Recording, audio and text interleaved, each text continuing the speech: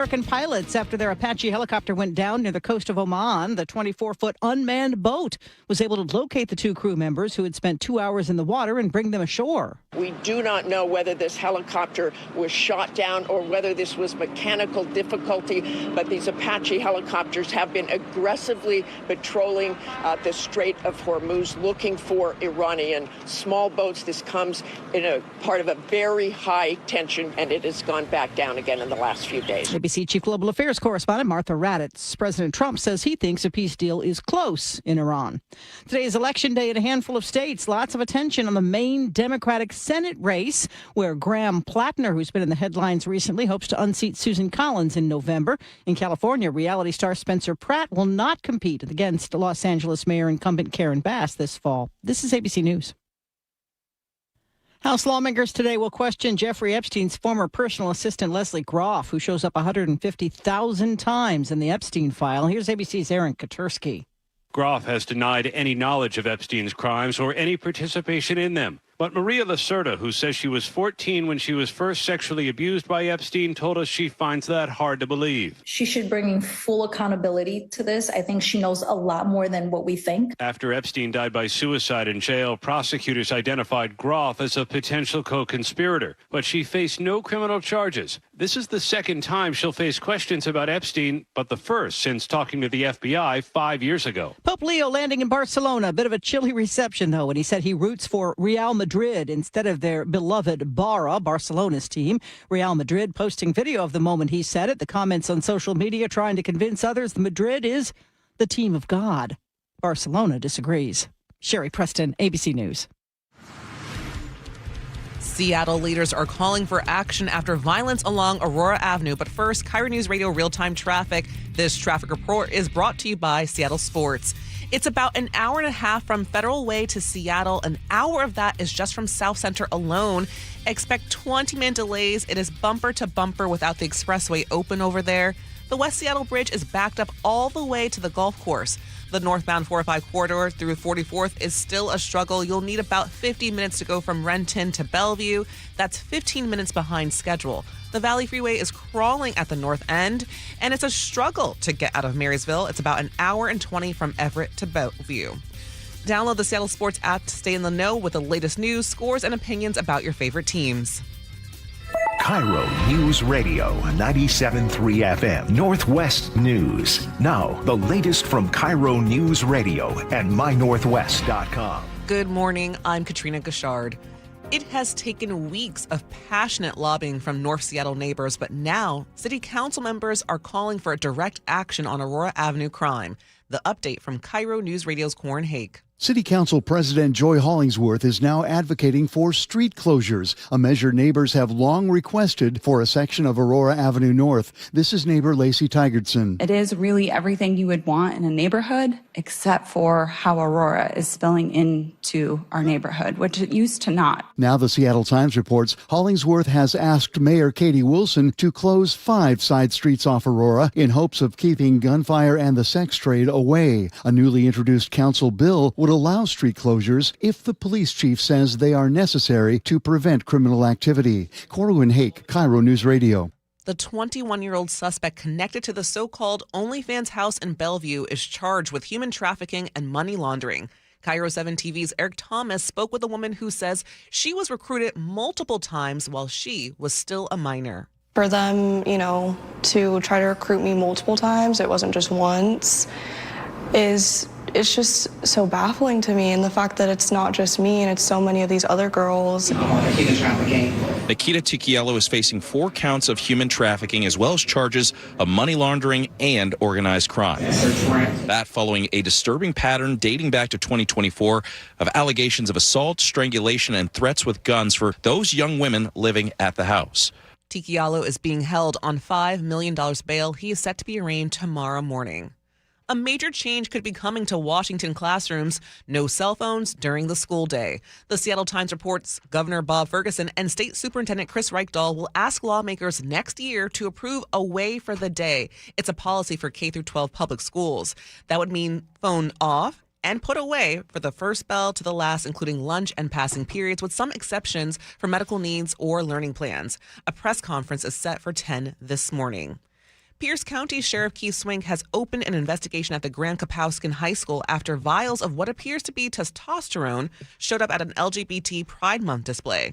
He tells the Jason Rand Show on Seattle Red 770 AM deputies have seized the vials for testing. The purpose for police involvement is if this is truly testosterone, that's a controlled substance.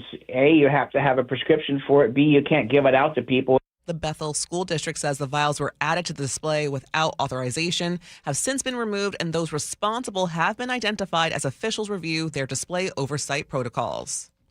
Seattle Seahawks superfan Chris Pratt got an early look at the team's Super Bowl championship ring. In a video posted by the Seahawks, he appeared stunned. Oh, whoa, look at those big old football diamonds. Huge diamond, the football cut. The rings will be unveiled Thursday before players, coaches, and staff. Pratt, a longtime Seahawks fan, graduated from Lake Stevens High School back in 1997. And now to your KIRO News Radio weather. We've got lots of showers today. Highs will be cool again in the 60s. Right now, it's about 56 in downtown Seattle. I'm Katrina Gashard, KIRO News Radio. Your best source for local news, serving Western Washington and the world with the KIRO News Radio app. Always streaming live on your smart speakers. You're listening to KIRO News Radio, Northwest News. This is the Gee and Ursula Show with G. Scott and Ursula Reutin.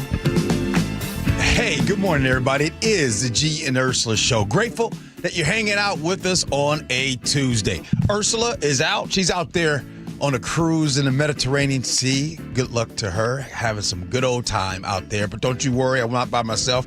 I got Ian today. He's here in place of Nick today. And, of course, Chef is here producing the show. Good morning to you, Chef. Good morning, y'all. Hey, seriously, we got a lot of people coming in to hang out with the show today.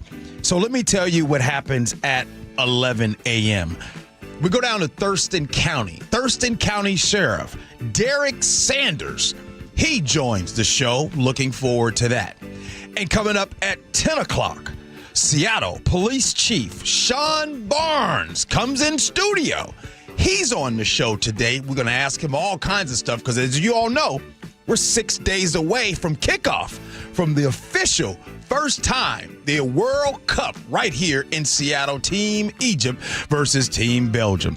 And a lot of stuff we got going on today. I'm so excited that you're hanging out with the show. Before I get to the top stories, I want to ask you those texting, 888-973-5476, Muckleshoot Casino Resort text line. Do me a favor. Describe your morning in just 3 words. Text in.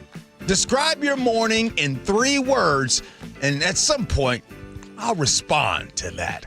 But right now, let's get to it. Top stories of the day brought to you by Pittergas Law.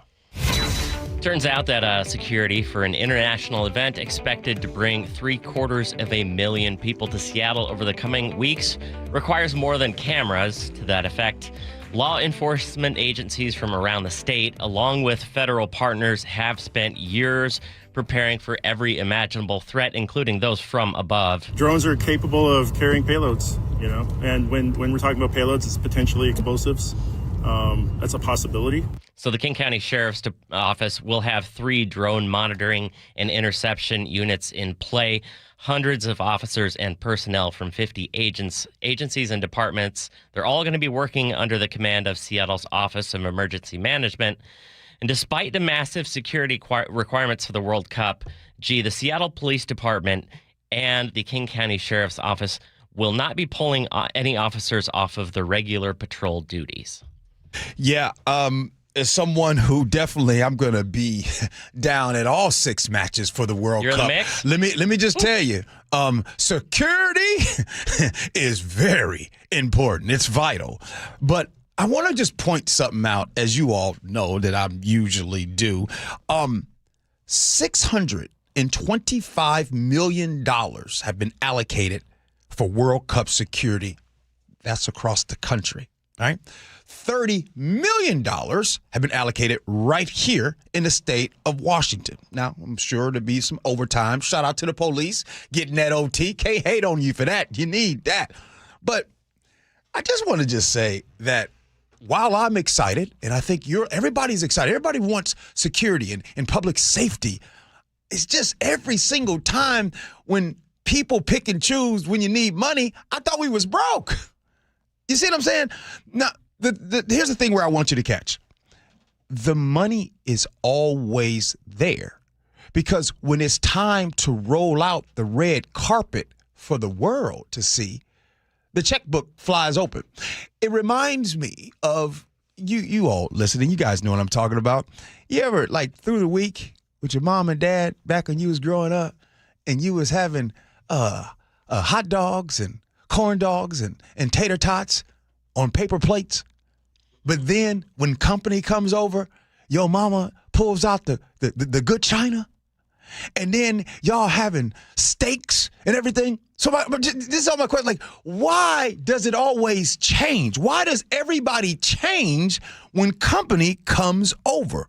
See, this budget and everything for the money, again, I want more security, but it just goes to show you that we put this energy into things we love, so the world is going to be watching, so we got to do this. And by the way, this isn't just a local thing. This is federal dollars. These are also some state dollars, all kinds of money. There's all types of buckets they get pulled from. So my question is, we got to continue with these buckets. We all want to have more safety and all those things. Let's continue this energy to make better for that. Well, we're talking security for the World Cup. Neighbors on Aurora are saying, hang on, what about us? Mm-hmm. To that effect, Seattle City Council President Joy Hollingsworth is calling for a full closure of 5 side streets on Aurora Avenue North, of course, to prevent the spillover of traffic and bullets from the longstanding sex trade there. This comes after a march and a rally from neighbors yesterday. They're sick of the gunfire on their streets. This, as Jake, whom we've heard from quite often. SPD's own data that was shared with me recently confirmed that over 60% of the shootings on my block are directly related to prostitution. That still leaves about 40% from other causes. The temporary barriers erected by neighbors, of course, removed by the city, and there's traffic calming barriers up. But Hollingsworth says those measures clearly are not enough. I was talking to Charlie Harger in the newsroom, and Chef kind of overheard it. And by the way, I know I give love to my colleagues because I know sometimes it's hard talking to me, especially lately, because I will go down a rabbit hole that goes crazy, and it was like, gee, I didn't want all of that. First, let me just start off with you, everybody wants what's happening on Aurora to come to an end. The people that live up there, they deserve better in that area. I think we can all agree with that, no doubt. However, when we were younger and we were sick, some of you all's grandmother just gave you Robitussin, or some folks just gave you Tylenol. So when you had the fever, right, they would give you Tylenol until the fever broke, right? But sometimes that fever comes from an infection. You never probably address what's really wrong. All you addressed were the symptoms. Let me explain the symptoms. On Aurora last month, there were 8 shootings. Follow me now. There were 8 shootings on Aurora. A bullet went through a baby's bedroom, right? That's not good. We have folks marching out in the street. And right now, here is the Tylenol. Here's the Tylenol. Close the roads, barricades, planterns full of dirt. Now, I hope that stops the bullet right now. I hope that protects our babies in that area right now. I hope that it protects everyone in that area. And so instead of 8 shootings in the month of May, we have 0 in the month of June and 0 in the month of July. But see, that's the thing about Tylenol or Robitussin or whatever your grandmama gave you when you were younger. You got your body burning up from this infection, the shootings that's happening on Aurora. So when the fever comes down, right? When the shootings come down in the month of June and July, there's a lot of people that will take a victory lap. And they'll be like, oh, things are solved. And so my question to people that lives in that area on Aurora, you tell me, is it solved then? No, it's not, right? You still have to address the infection. It is still in the blood. You can't arrest your way out of what is happening on Aurora. So you can barricade all you want. You still have to treat what's going on. So what is outside of Tylenol or Robitussin? What else is there? Real investment in that area, more opportunity in that area, more money in that neighborhood. When you invest true, real investment into those neighborhoods, the people that have bought, the people that live there, they will then see a real increase, right, in public safety. They'll see a decrease in the amount of shootings, and hopefully then you can really address all of the pimp wars and sex trafficking and everything like that. But I'll leave you with this. You can't keep giving it Tylenol and expecting the fever not to come back again. Over 10,000 people applied for an apartment in Seattle's first social housing building. This is coming through Seattle's social housing developer, which is funded through Prop 1 back in 2025. So residents who make about $35,000 or less, they're eligible for units priced at $700 a month, while those making up to $58,000 a year will pay $1,200. Seattle social housing developer paid $61 million to buy the Alara at the apartments in Belltown. And while there are 150 units in the building, Gee, there are only 15 of those currently available. So this is one of those, you guys are going to probably have to refill your coffee. Half of you are going to be mad at me. Half of you are going to be like, well, I don't know what that G's talking about. So either way, I'm going to make folks mad. So, and I told Chef this morning, I'm like, yeah, I shouldn't maybe do this, but I'm going to. So this place, the city, if you guys remember, they agreed to this tax, right? The tax is on companies that are cutting $1 million paychecks. And so this tax will bring in, so the city, they're spending $61 million on just this. And it's social housing, right? So it's 150 units. That's it for this place.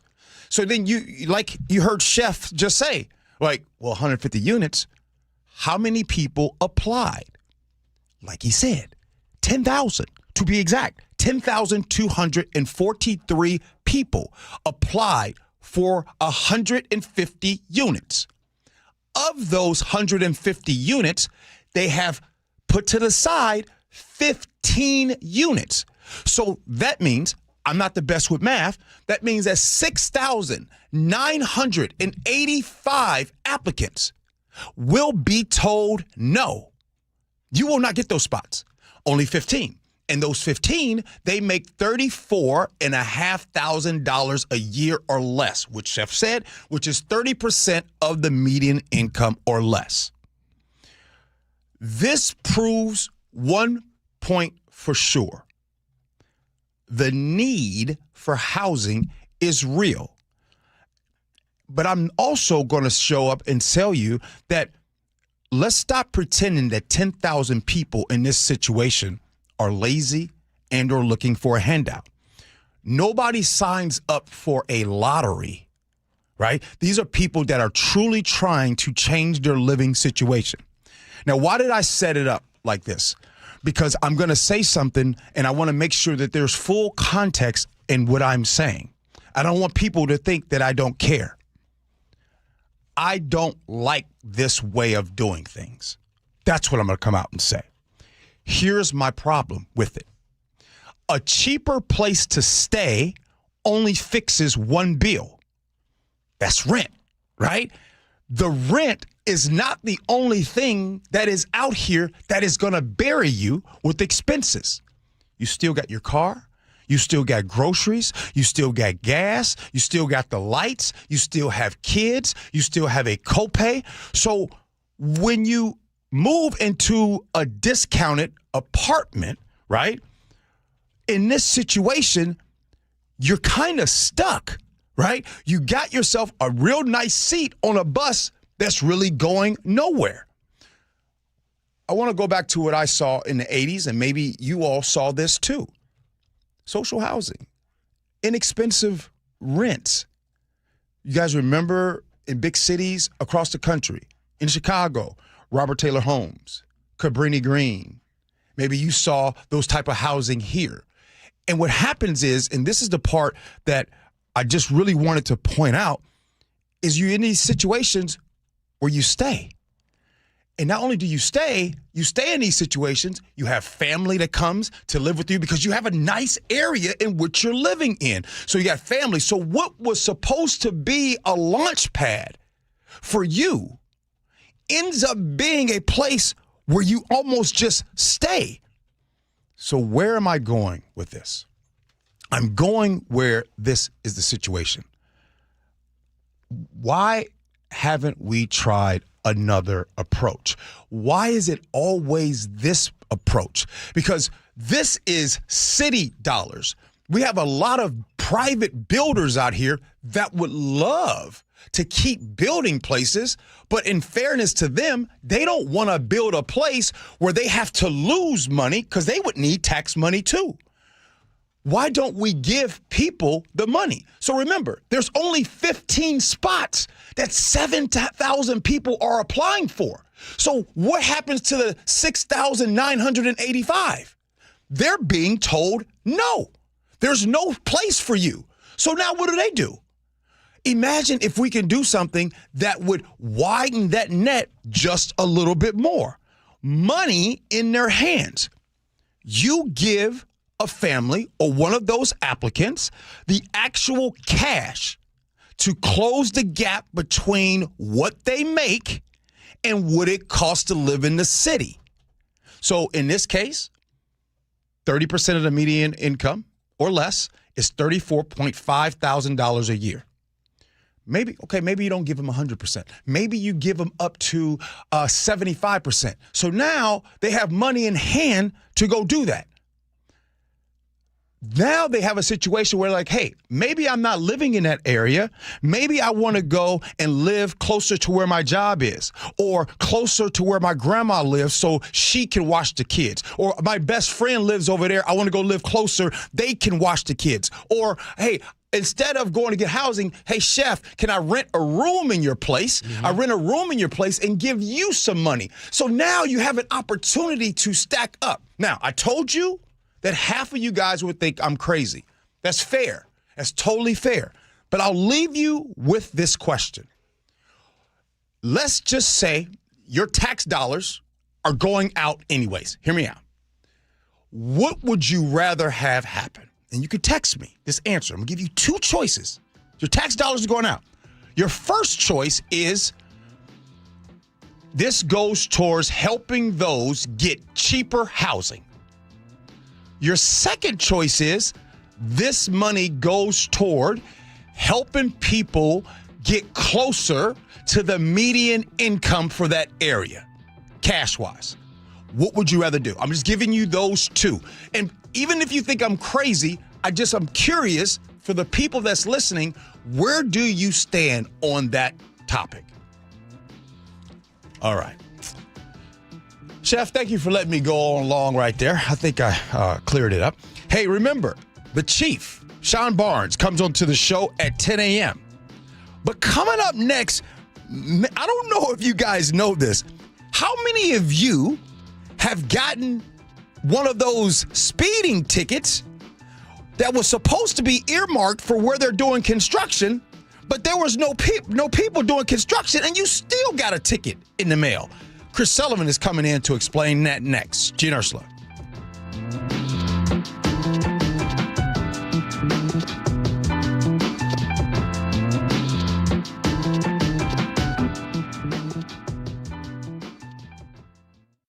KIRO News Radio, winner of 7 regional Edward R. Murrow Awards. Breaking news coverage, best newscast, excellence in writing, investigative reporting, sports reporting, hard news. Capped with a prestigious prize for overall excellence. And we thank you, our audience across the Pacific Northwest. You are the reason we strive to be the Northwest's trusted news source. KIRO News Radio, 97.3 FM. Did you really think Pure Talk was just going to sit back and watch America turn 250 years old without doing something awesome to celebrate? Of course not. That's why they're raising $250,000 for America's Warrior Partnership by the end of July. America's Warrior Partnership is on the front line of preventing veteran suicide. They've had extraordinary success, and here's how you can help. When you switch your cell phone service to Pure Talk this month, you'll be invited to round up to support America's Warrior Partnership. No pressure, but if you do, Pure Talk will match your donation dollar for dollar. And to further celebrate 250 years of our extraordinary democratic republic, Pure Talk is offering unlimited talk, text, and data for just $34.99 a month. Dial pound 250, say Mike Rowe. That's pound 250, say Mike Rowe. And happy birthday to us. A shot to center field. Julio is there, and Julio makes the catch! At T-Mobile Park, you've always got the best seat in the house, even when there's not an actual seat, because you're in the T-Mobile pen. They're going crazy here at T-Mobile Park. The pen isn't just the perfect space to hang with your whole crew. It's where you can see Julio defend the no-fly zone 1 minute and watch Senor Smoke get ready for his big entrance the next. Andres Munoz has simply been incredible. Sure, the pen is standing room only, but with a team this exciting, who wants to be sitting down? Mariners baseball. Try this up. With Mariners value games, you can score tickets under $12 on select dates all summer, including June 16th through 18th against the Orioles. Plus, on Thursday the 18th, the first 15,000 fans will take home a Mariners Stars and Stripes soccer jersey thanks to Alaska Airlines. Get your tickets today at mariners.com. That's mariners.com. Hey, Green Gobbler here. So you've got a clogged drain in your bathroom. Water in the sink's overstaying its welcome. You're spitting today's toothpaste on top of yesterday's toothpaste. You hope that it go away. Yeah, clogs don't just go away. I make them go away. I'm Green Gobbler, the only clog dissolver you need. I'm bleach-free, safe for your pipes, and I work. Guaranteed or your money back. Because I never met a clog that was gonna unclog itself. Green Gobbler. Let the gobbler get it. This is the story of the one. The one who keeps multiple buildings running smoothly day after day. Plumbing that flows, HVAC that hums, cleaning supplies that keep surfaces sparkling. That's why she counts on Grainger. With easy reordering online and 24/7 support, Grainger helps her keep the products she needs on hand. So shelves stay stocked and buildings stay ready. Call 1-800-GRAINGER, click Grainger.com, or just stop by. Grainger, for the ones who get it done. Did you know that nearly half the homes in Western Washington are not properly insulated or not insulated at all? That may be the reason why your home is way too hot in the summer and way too cold in the winter. It may also be the reason that your energy bills are sky high. Right now, Insulation Northwest is offering a free inspection of your home's insulation. This is a $199 value and it's absolutely free, no obligation. Just call today and Insulation Northwest will arrange a time that works with your schedule. We'll perform a thorough exam of your home's insulation and give you the advice you need to start saving thousands. Everyone who calls today will also receive a free infrared screening of your home using the latest technology. This will help reveal any hidden flaws in your home's protective energy blanket. What do you have to lose? It only takes about an hour and it's absolutely free. Call Insulation Northwest today, the real insulation company. InsulationNorthwest.com. Hey, John, why don't you tell everybody why you started going to Longevity Medical Clinic? No, I don't want to do that. I can tell you, I started going to Longevity Medical Clinic before I started doing these commercials, but that why I win is not important. Oh, it absolutely is. Okay. I'll tell you. I was a Sammamish City Council member, and whenever they had asked me to do the Pledge of Allegiance, I couldn't make it through the whole thing without crying. I know, it's so dumb. I mean, I know I'm patriotic, but what the heck? So I go into Longevity Medical Clinic, and I explained this to them, that there's something wrong with my hormones or something, and they see the testosterone and the estrogen are all out of balance. We balance all that stuff, and I can do the Pledge of Allegiance without crying. But I've also noticed that I deal with stress a lot better, don't I? Yes, you're a lot easier to live with because you're getting more sleep, you have more energy, you're better organized, and I'm not helping you look for your car keys every morning. Right, because now I've taken the steps to take care of my mind and body. I strongly recommend anybody get the free health analysis at lmclinic.com. That's lmclinic.com. KIRO News Radio 97.3 FM Northwest News. Now, the latest from KIRO News Radio and mynorthwest.com. Good morning. I'm Katrina Gashard. A familiar name is playing a key role in the World Cup public safety. John Diaz was Seattle police chief from 2010 to 2013. World Cup organizers lured him out of retirement to coordinate the city's safety response apparatus. How could you not be involved in the largest sporting event in history? If somebody says, would you do this, how could you say no to that? So I'm very excited about it. Diaz is ready for trouble but doesn't expect it. He says he does expect international crowds to fully enjoy the city and then make plans to come back. Bail is set at $250 for a 16-year-old accused in the stabbing of 4 people at Foss High School back in April. Walid Ahmad Esaki is charged as an adult with 4 counts of first-degree assault. Last month, when he pleaded not guilty, bail was set at $750,000. But a Pierce County judge imposed that lower amount Monday and ordered home electronic monitoring. The judge also prohibited Esaki from contacting the school and from using social media. Frank Lindsay, KIRO News Radio. Pierce County deputies arrested a 31-year-old man in South Hill after complaints he was approaching children at an apartment complex. Calls came in Saturday evening along the 14100 block of Meridian East. I'm going to ask you a question. Are you a sex offender? Yes, I am, sir. Okay. Am I ever doing anything like that again? Never in my life. I'm not Have asking... I done anything linear to it? Deputies say the suspect refused commands to stay put during questioning. After multiple failed attempts to get him into a patrol car, a struggle followed. He was eventually detained and booked for interfering with an investigation and violating sex offender terms. Boeing is celebrating a major milestone with one of its biggest customers. 100 years from today. American Airlines has taken delivery of its 100th 737 MAX jet during the carrier's 100th year anniversary. American still needs about 140 Boeing aircraft on order, including additional 737 MAXs and a 787 Dreamliner. The delivery comes as Boeing works to ramp up production in Everett. Now to your KIRO News Radio real-time traffic. This traffic report is brought to you by Home Comfort Alliance. The Valley Freeway is super slow at the north end. It's a struggle to get out of Marysville. It's about an hour and 15 minutes from Everett to Bellevue. It's about an hour and a half still from Federal Way to Seattle. It's about an hour, or rather, expect 20-minute delays. It's seeing about a few brake lights right now without the expressway open over there. And the West Seattle Bridge is getting a little bit better. Northbound 405 corridor up through 44th. You'll need about 50 minutes to get from Renton to Bellevue. That's about 20 minutes behind schedule. This traffic report is brought to you by Home Comfort Alliance. And for your weather, lots of rain today. Highs will be cool in the 60s. Right now, it's about 56 in downtown Seattle. I'm Katrina Gashard, KIRO News Radio.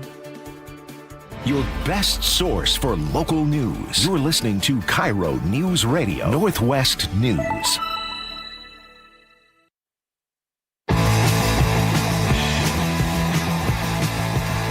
That's right. It is the Gee Ursula Show. Happy Tuesday to all of you. Man, a lot of great text messages this morning. One of the questions that I asked at the beginning of the show, I said, describe your morning in 3 words. Oh, Chef, did we get a whole bunch of folks texting in? I got one I'm about to post on the Facebook page with pictures. Oh, man.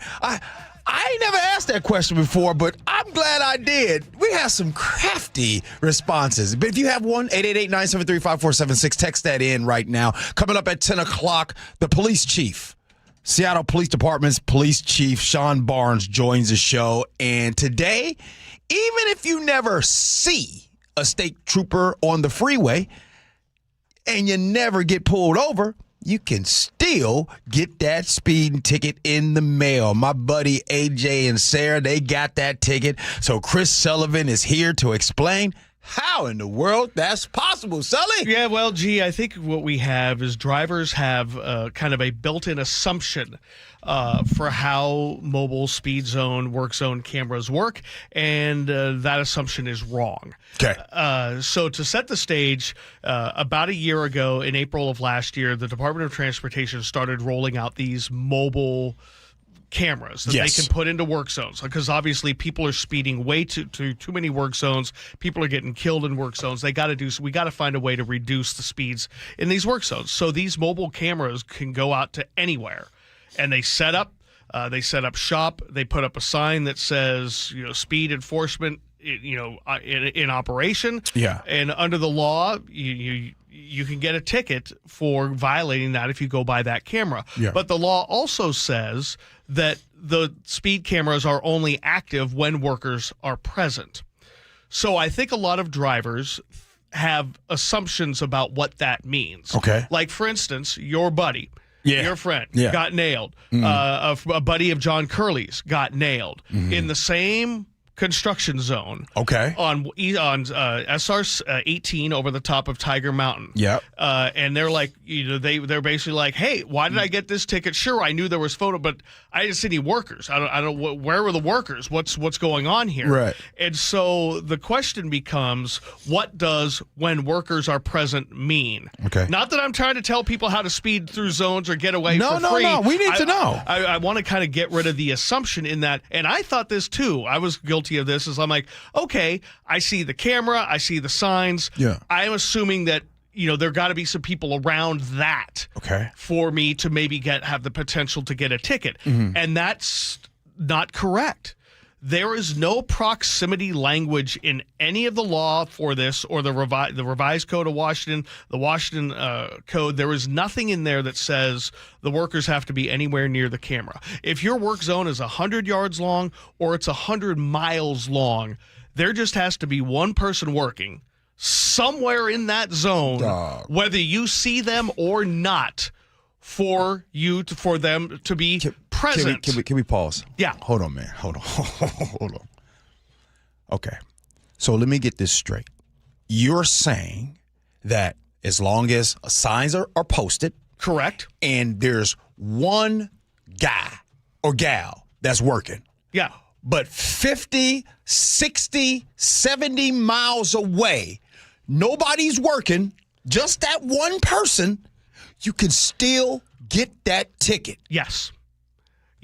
That's why, and again, that's to the extreme. We don't have very many of those long zones. No. You're saying technically. But technically, because there is no proximity at all. There is nothing about that. And that's why your buddy, John's buddy, got nailed on SR 18. That work zone's about 2 miles long, right? So that's a pretty lengthy, long work zone going from Tiger Mountain down to I-90. And so, and all you need is that one dude could be in a porta potty.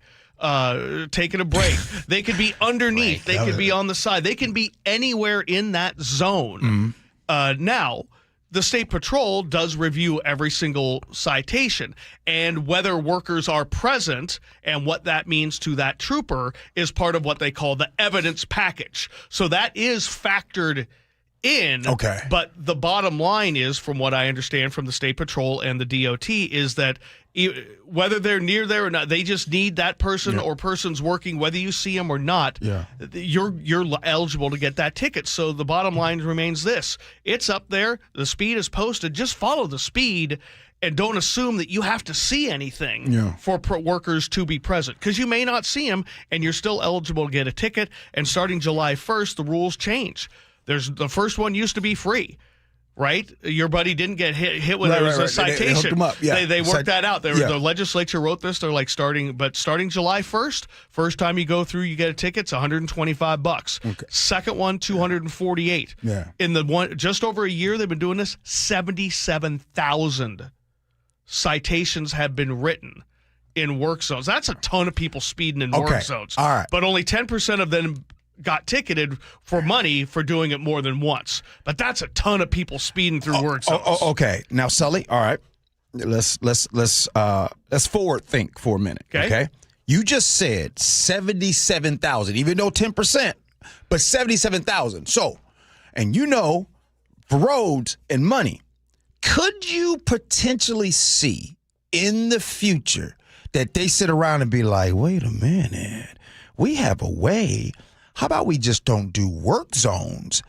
How about we just do period? You're on I-5, you're on a 405, you're on 167, and it's, let's say it's 65 or 60, whatever the case might be, and you go 80 on the freeway because it's open freeway. Do you foresee a time? Oh, yeah. What? Oh, yeah. That's already happening in other states. It doesn't have to be in work zones. It's a way for them to try to reduce. Now, usually it's on the side streets. They doing it on the freeways. Yeah, now? this is on these are in the freeways. Now, I mean, we have it in Seattle. If you think about it, we have bus-only lanes. We have school zones. We have other different locations where you can now have photo enforcement where you don't. But this one, near a hospital, park, anywhere children are present. But yeah, on the freeway, this one, again, they moved this to freeways a year ago, and over the last year as well, they started implementing a pilot project of what you just said. Of a mobile, they did it going into Spokane. Yeah. I drove through it a couple times when Tommy was still playing. So maybe it's been more than a year or 2 years now, where a section was that there's like a mobile camera that they can put there and they can nail you whether you're in a work zone or not. No one got tickets for that. That was a pilot project. But you better believe when they see the dollar signs of how many people potentially did that, I mean, that's a pretty sizable chunk of money, and they'll argue this isn't a cash grab. It's about making people safer and changing our behavior. And what changes behavior more than anything is Cameras. your wallet. Your wallet, right? No doubt. No doubt. But no, that's already happening. I mean, that happened in a pilot project about 18 months ago in two different spots once on I-5 and one on I-90. Quick question. Is this a moving violation since there's no state trooper who issues it? Well, the state trooper does sign off on it, but I believe no. I believe this it's one of those ones, but I'll have to check the law on that to make sure. But yeah, it changes July 1st. I just want to say, I love how these moving violations or tickets, they be sneaky with this stuff. Only the Sullys of the world, and this is why we have you here, so you can keep educating us on what to do and what not to do. And I even made the same bad assumption on what workers present meant to as well. So I'm just here to try to educate everybody. But again, bottom line, don't speed through work zones. Everybody deserves to get home, right? Especially those workers. Have you ever stood on the side of the freeway? That's scary work. It is scary. Just imagine people whizzing by you right now at 80 miles an hour. It ain't easy. Thanks, Sully. Appreciate it. Hey, remember, Seattle Police Chief Sean Barnes joins the show at 10 o'clock. But right now, are robots smart enough to take your order at the drive-thru?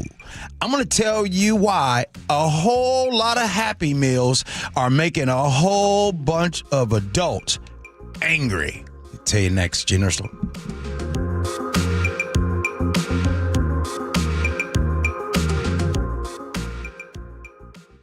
It started as a puddle. Where? In the shower. Uh-oh. Then the kitchen sink. Started backing up? Yeah. I know where this is going. Clogged up. Right. No problem. Beg your pardon? There's no clog we can't clear. You're Dan. From Apollo Plumbing. This is going to get pricey. How about $83? To clear my drain? Apollo Plumbing clears main drains every day. For $83? $83 or it's free. What's the catch? No catch. We'll even do a camera inspection. Why's that? It's the best way to find the cause of your clog. And it's included? No extra charge. Truth is, we hate clogs. I don't love them. Seen them all. Ew. I promise, there's no clog Apollo can't clear. Guaranteed. 83 or free. Goodbye, slow drains. All it takes is an accessible clean out. And Apollo gets my drains draining again. You call, we come, it's fixed. My heroes. Just doing our job. Thank you, Apollo Plumbing. ApolloPlumbing.com. Wait, everything on this IHOP value menu is just $6? I told you it was amazing. A huge plate of pancakes, bacon, and eggs is just $6. Wow. There's also French toast, a ham and cheese omelet, and they got a BLT and fries now. Okay, we're coming here every day. You don't have to tell me twice. Feast for just $6 with the IHOP value menu. $7 in some locations, available every day for a limited time at participating restaurants in the U.S. Hours may vary. No substitutions. Not valid with other discounts or promotions. Prices may vary. Progressive's accident response can detect and send help when you need it most after a major car accident. But other accidents, you're on your own. Like when you accidentally call your wife Mom. When you accidentally say Happy Holidays on someone's birthday. When you accidentally wave at someone you thought was waving at you. We can't help with those accidents, but Progressive's accident response provides peace of mind after major car accidents. Progressive Casualty Insurance Company and Affiliates. Limited availability in California. Driver is responsible for emergency and towing charges not covered by the policy. Let's say you get into a car accident. You end up getting hurt. You're missing work, and now the insurance company wants you to handle the paperwork yourself while you're still recovering. Here's what happens when you go it alone. They throw out a lowball offer. You're on defense from minute one, and you're scraping for a fair shake against people who do this for a living. But here's what happens when you call Harold Carr Law Offices. They handle everything. The paperwork, the negotiation, the insurance company, all of it. You focus on getting better. They focus on getting you what you actually deserve. And trust me, that number is almost always higher than what you would have walked away with on your own.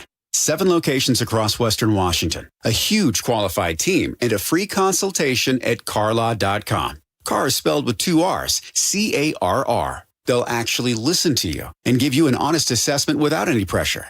That's carlaw.com. 2 R's in car. Car accident?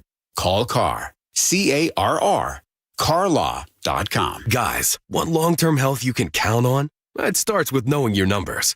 This June, for Men's Health Month, Revive Seattle is offering a free comprehensive wellness panel, a $400 value, including testosterone, blood sugar, heart health, and more. Take control of your health today and stay strong for the long haul. Offer ends June 30th. Call 206-529-1111. That's 206-529-1111. Or visit ReviveMen'sHealth.com today. The team that gave me back my full head of hair, Advanced Hair, is once again the winner of the 425 Business of the Year. Dr. Perungo and his world-class team begin regrowing your own natural hair the very next day. And Advanced Hair guarantees your new hair will grow, just like they did for me. Find out why Advanced Hair is the best of the best. With your free consultation, you'll receive $250 off and 250 free hair grafts. 425-449-8185 or advancedhair.com. Do you get sinus infections, congestion, sinus pressure and pain, sinus headaches? You've gone to the doctor. You visit urgent care over and over again. And it's always the same thing, right? Oh, I know. Let's try antibiotics and some nasal sprays. But they just keep coming back. You may suffer with chronic sinus infections. The good news? Relief is possible. How? A minimally invasive procedure called the Sinusoft procedure, available only at the Modern Nose Clinic. Imagine a procedure so delicate there are no narcotics. Less cutting means less bleeding, so no packing, and no operating room. The Sinusoft procedure is designed for the clinic. If you suffer with chronic sinus infections, facial pain, pressure, and congestion, find out if the Sinusoft procedure, available only at the Modern Nose Clinic, is the solution for you. Call and set an appointment today. 206-388-2770. 206-388-2770. That's 206-388-2770. Insulation rebates from PSE are at historic highs. American Crawl Space and Pest Services gave over $3 million in PSE insulation rebates last year, more than any contractor in Washington. Homeowners, business owners, and PSE trust American Crawl Space and Pest Services. Was your home built before 1990? Visit AmericanCrawl.com to see how much you can save on replacing your insulation. American Crawl, the heroes you call.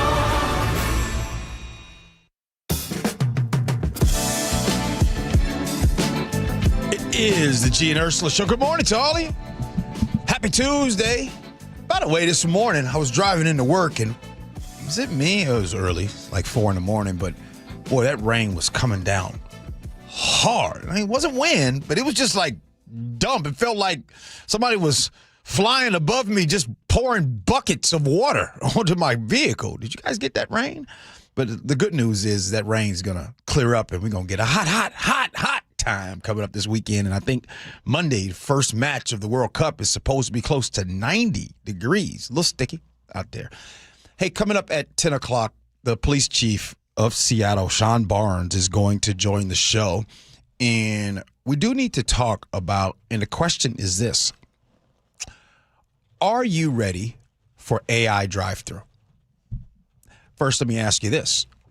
Do you ever get frustrated in the drive-thru? Do you ever get frustrated that it's taken too long? It took you all of 6 minutes to get through the drive-thru, and you get impatient.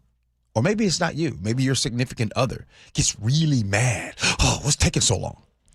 Well, AI right now in McDonald's unveiled an AI ordering system at a trade show recently. Imagine a future where we can recognize our customers as they drive up to the order post, remember their ordering preferences, and even recognize special moments like their birthday. So imagine that. You go through McDonald's, right? And oh yeah, by the way, today's my birthday. Oh man, happy birthday to you. You know, they got to remember that from here on out. This is your neighborhood McDonald's, right? They remember your neighbor, and then they remember your order. They know you like your large fry. They like you like your large fry, no salt, but give me salt packets in the bag. By the way, that's a trick that my dad used to do all the time because he wanted his fries really hot. So he would always ask for fries with no salt, but I want salt packets in the bag. So then that way he can put his own salt on. Some of you guys, if you know, you know. But here's how it will work in a perfect world. Welcome back, David. May I take your order? Thanks. Can I get my usual? Your usual. The crispy deluxe meal and 2 cookies. Anything to go with that? Yeah, can I see the full menu? Sure. What would you like from the full menu? I'll get a quarter pounder. Without cheese, right? Right. Done. Anything else? I'll also get 3 McSpicy meals. Is that with barbecue sauce? No, hot honey, please. Got it. Anything else for you today? No, that's all. Great. You know what? McDonald's, when we were younger, all of us, you guys remember how much it used to cost? You remember what a value meal, remember when the quarter pounder with cheese value meal first came out? Quarter pounder with cheese, regular fry with a soda. It was under $5. I remember. You get a $5 bill. That thing is like $12, $12 now. And McDonald's, which is supposed to be the affordable food here in America, it's going to get expensive. When the cheapest, you know what they say, when the cheapest seat in the house prices out the very people that it was built for, this is just going to add to the economy prices. But before I keep going, let me ask you, if you had 2 McDonald's in your neighborhood, one with people and one that was AI, one that remembered your birthday, one that remembered your order, which one would you pull up to? Now, I know for text message purposes, when you text in, a lot of you guys are going to say how much that you would go to the one with people in it and staff in it. Then why do we have such a problem these days and frustration where we get so upset if it takes 5 to 6 minutes in the drive-thru? Why do we get so upset that when we go home sometimes, and by the way, I don't know if you guys do this, but before you leave the drive-thru of McDonald's, do you always check inside of your bag? Because listen, look, okay, let me go ahead and throw me under the bus. You guys know I love fries. Like fries is like that's my thing, right? Nothing for me, and if I choose to go get fast food, I haven't done it in a while, but if I choose to go get fast food and they have my bag sealed up and I get home and there's something missing from my meal, my experience is ruined because I know you can easily just go back, but it's just the whole thing's messed up. So I'll ask again, and before I go, Chef, I'll ask you, what you doing? Are you doing AI McDonald's? Or are you still staying with the people? I go through the line right now because they changed the inside. You have to order off a screen, and it takes so dang long. Give me the people. Like, they say the AI is going to work, but if it works anything like the systems I have right now, it'll be hallucinating an order. It's like, you would like 46 cheeseburgers with extra pickles. I'm like, no, I asked for strips. Oh, I'm so sorry that I made a mistake. I completely own that. That's on me. My bad. Yeah, give me people. Give me people. You going? Okay. Folks are texting in saying you're going with the people. Okay. Ian, are you going with the people? Or are you going with AI? Yeah, I'm going with the people. I mean, yeah, like Chef said, like half the time AI doesn't get it right anyway. You want like I feel more secure in a person getting that job right, and also like it's work for them. Can I tell you respectfully, Ian, respectfully, Chef, and respectfully to everyone? I don't believe you. I don't believe you. If he gets it right. And by the way, it might start off getting it wrong, but at some point, you know how AI goes. It will start to get it right, and before you know it, boom, boom, boom. Why? Because we are so getting used to efficiency. We're so getting used to right now. We are so getting used to not having a frustration with something. We just want to get it right. And by the way, one last comment, a question I have for you all. You know how Brown Bear, some of you all go to Brown Bear, the car wash, and you can pay for $14.99 a month or X amount of dollars a month so you can continue. You can go there anytime you want. Can I ask you guys this? Would you pay a subscription, hear me out, to McDonald's? And let's say your subscription is $30 a month, but you get to go through once a day, and you can get you some fries or a burger once a day, but a subscription for $30. Would you do it? I'm crazy. It shows up on the bill is not McDonald's on my credit cards. Coming up next here on the Gee and Ursula Show, I see the chief is here. Chief Sean Barnes, Seattle Police Department. He's going to join us here on the show. We do that next. Gee and Ursula. At Fisher Investments, we may seem like other money managers, but we're different. Are you really that different than the rest of us? We are. As a fiduciary, we always focus on what's best for our clients. What services do you offer besides investing? We have a team of specialists in financial planning, estate planning, and more. Your clients rely on you for all that? Yes, we ensure clients receive unparalleled service at every step of the relationship. Okay, but you still sell commission-based products, right? No, because we believe that's a conflict of interest. We prioritize service over sales goals. So, then how do your fees work? We have a simple and transparent fee that's a percentage of our clients' portfolios. So we do better when our clients do better. Wow, we're more different than I thought. At Fisher Investments, we're clearly different. Learn more at fisherinvestments.com. Investing in securities involves the risk of loss.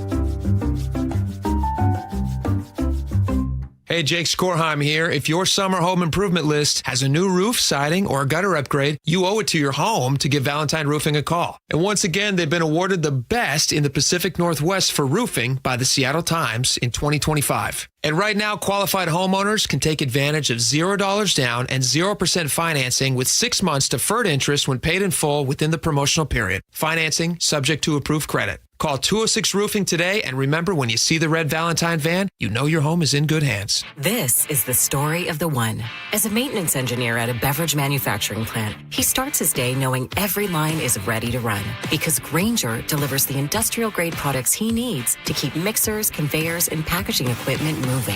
With Grainger's vast selection of bearings, belts, and motors, he keeps operations running smoothly, so nothing grinds to a halt. Call 1-800-GRAINGER, click Grainger.com, or just stop by. Grainger, for the ones who get it done. Finding great candidates to hire can be like, well, trying to find a needle in a haystack, but not with ZipRecruiter. Its powerful technology actively finds and invites qualified candidates to apply to your job. So while other companies might deliver a lot of hay, ZipRecruiter finds you the needle in the haystack. See why 4 out of 5 employers who post a job on ZipRecruiter get a quality candidate within the first day. Try ZipRecruiter for free at ZipRecruiter.com/free. That's ZipRecruiter.com/free. ZipRecruiter. The foggy mornings, the dragging afternoons, that nagging feeling like you've lost you. Well, you're not making it up. It's Mandafactor. At Juvacor Health and Wellness Center, hormone replacement therapy starts the way it should. A real conversation face-to-face with female providers who have spent years specializing in exactly this. Your care is guided by labs and shaped around your life. Dr. Hostetter's practice has expanded from the flagship location, Seattle Regenerative Medicine Center in Bellevue, to Tacoma. JuvacorHealth.com. Feel like yourself again. From the FIFA World Cup to competitive business environments, grand ambitions lead to game-changing achievements. At Bank of America, we're there to support businesses at every step, providing insights and expertise to help you gain an edge. He shoots, he scores! What would you like the power to do? Explore winning business solutions at BofA.com/gamechangers. Bank of America, official bank of the FIFA World Cup 2026. This is the story of the one. As a maintenance engineer at a beverage manufacturing plant, he starts his day knowing every line is ready to run because Grainger delivers the industrial-grade products he needs to keep mixers, conveyors, and packaging equipment moving. With Grainger's vast selection of bearings, belts, and motors, he keeps operations running smoothly, so nothing grinds to a halt. Call 1-800-GRAINGER, click Grainger.com, or just stop by. Grainger, for the ones who get it done.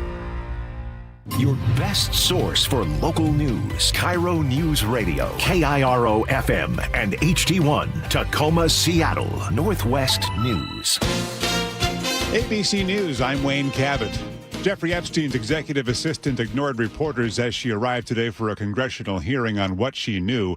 Leslie Groff was an assistant for 18 years. Oversight Chairman James Comer says she has information very valuable to the investigation. Her name appears more than 150,000 times in the Epstein files. Through her attorneys, Groff has denied any knowledge of or participation in Epstein's crimes. The House Oversight Committee also plans to interview Bill Gates later this week.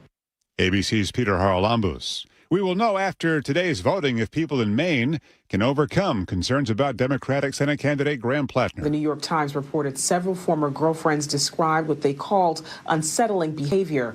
Plattner has strongly denied any violence. ABC's Avery Harper. Realtors are getting busy again. Previously occupied homes are selling at their fastest pace since December. This is ABC News. Screwworm is as bad as it sounds. Now farmers, ranchers, and pet owners in Texas and New Mexico are monitoring their animals. Even as U.S. Agriculture Secretary Brooke Rollins returned to her native Texas to address the New World screwworm situation. Just a couple of hours ago, we had an additional confirmation in a goat in Gillespie County, Texas. Bringing to 5 the number of cases, 3 of them in cattle.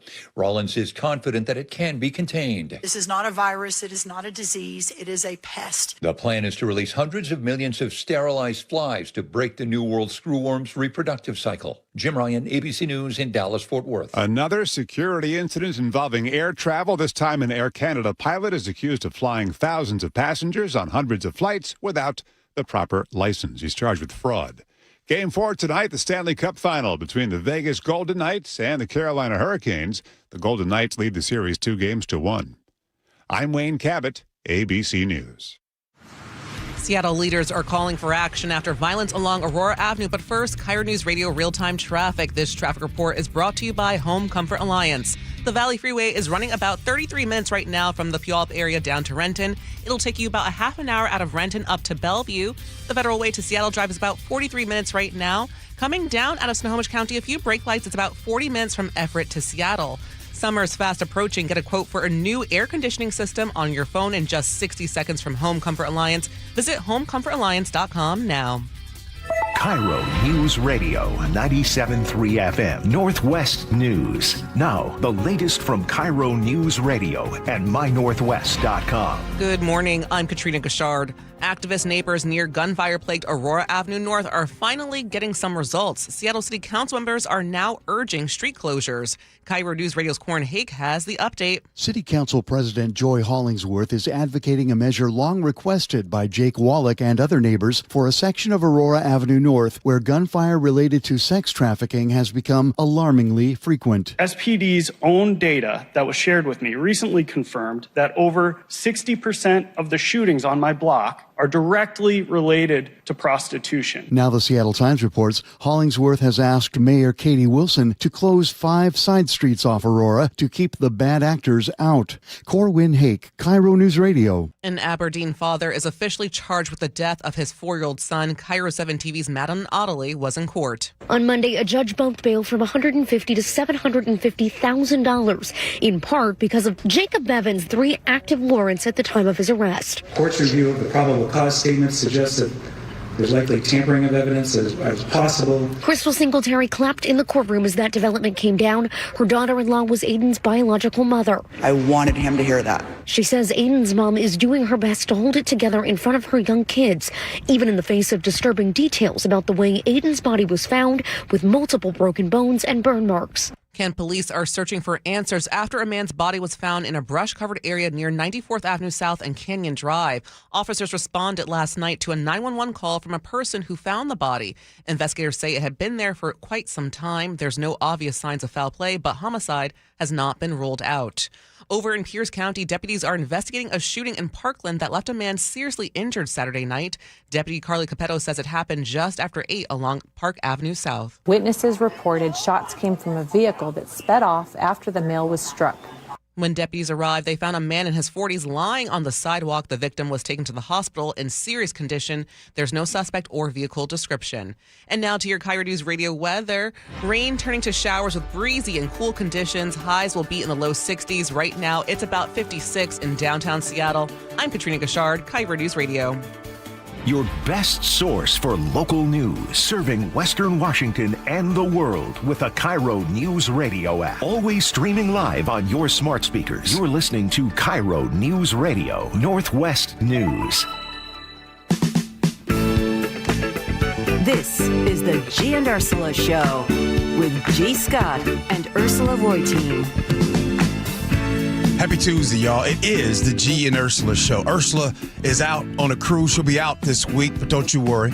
We got a lot of stuff going on this week. We'll hold it down here. Hey, coming up at 11 o'clock, we will have on the sheriff of Thurston County, Sheriff Derek Sanders, will join the show. Hey, this show is going to be filled up talking about public safety. That's the thing with everything that's happening right now. But right now, we're going to get right to it like we do at 10 o'clock every single day.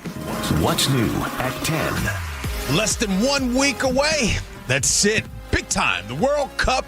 All 750,000 people coming in here to Seattle. And, of course, the whole world will be watching as Seattle will have its World Cup matches begin right there on Monday. A ton of preparation has gone into this event. And as we all know, Security is very critical. Joining us right now is Seattle Police Chief Sean Barnes. Good morning to you, Chief. Good morning, sir. Oh, we got to turn. We good? No, hit that. There we go. Good morning. Good morning, Chief. Good morning. All right, good. Hey, I want to get right into it because I remember when you got here, you came in as the interim in, I think, January 2025. Yep. And you got sworn in last summer. Right. And if there's one of the things that I do love that the mayor of Seattle currently, Katie Wilson, has done, I love that she has kept you around because I wanted to go over some numbers.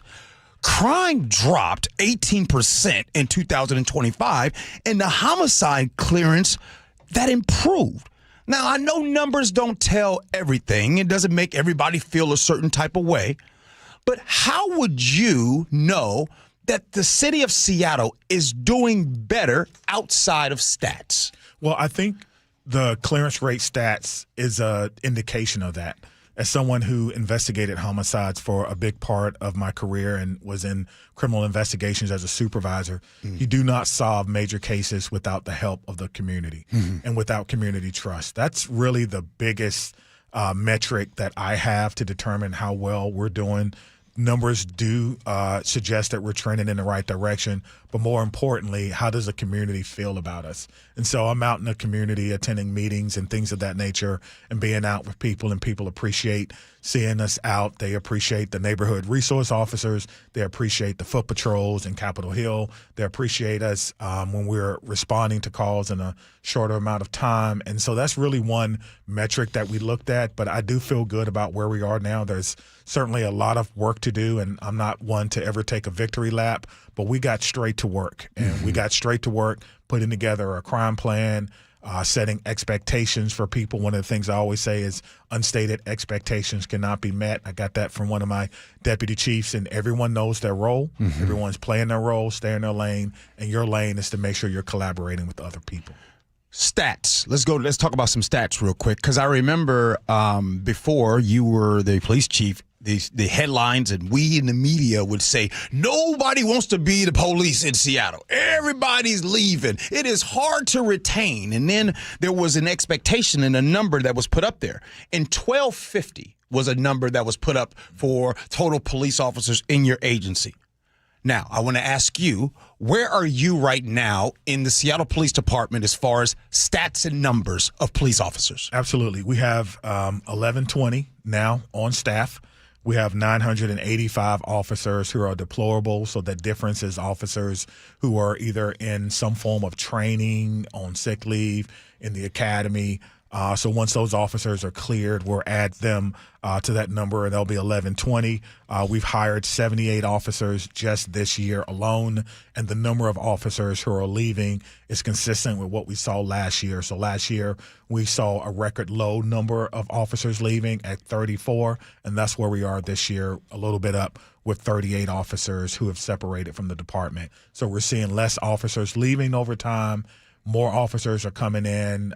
We have about 200 people who are in backgrounds. Our Skill Bridge program, where we have people who are in the military who are transitioning out, looking to return to civilian life, that number is up. Yeah. Over 70 people who are going to get out have decided they want to become police officers and continue to serving this community. And I think that's a testament to just the overall appearance of what people think about the department, how we're working with each other, the leadership direction that we've been able to establish, and we're working really, really hard on that.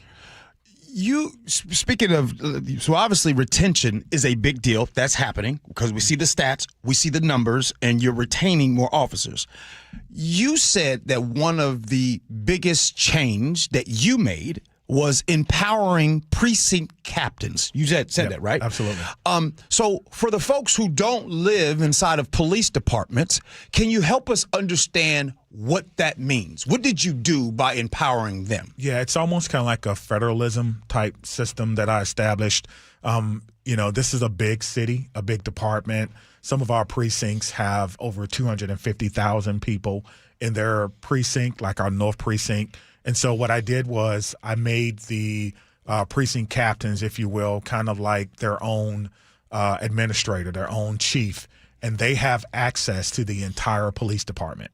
My number one priority is making sure that the new boots on the ground go to the precincts. Patrol is the backbone of policing. I'm making sure that when officers get out of field training, they are appropriately assigned to the precincts. And then we ask the captains, what do you need from us to give the type of community service that people want? So some precincts have neighborhood resource officers.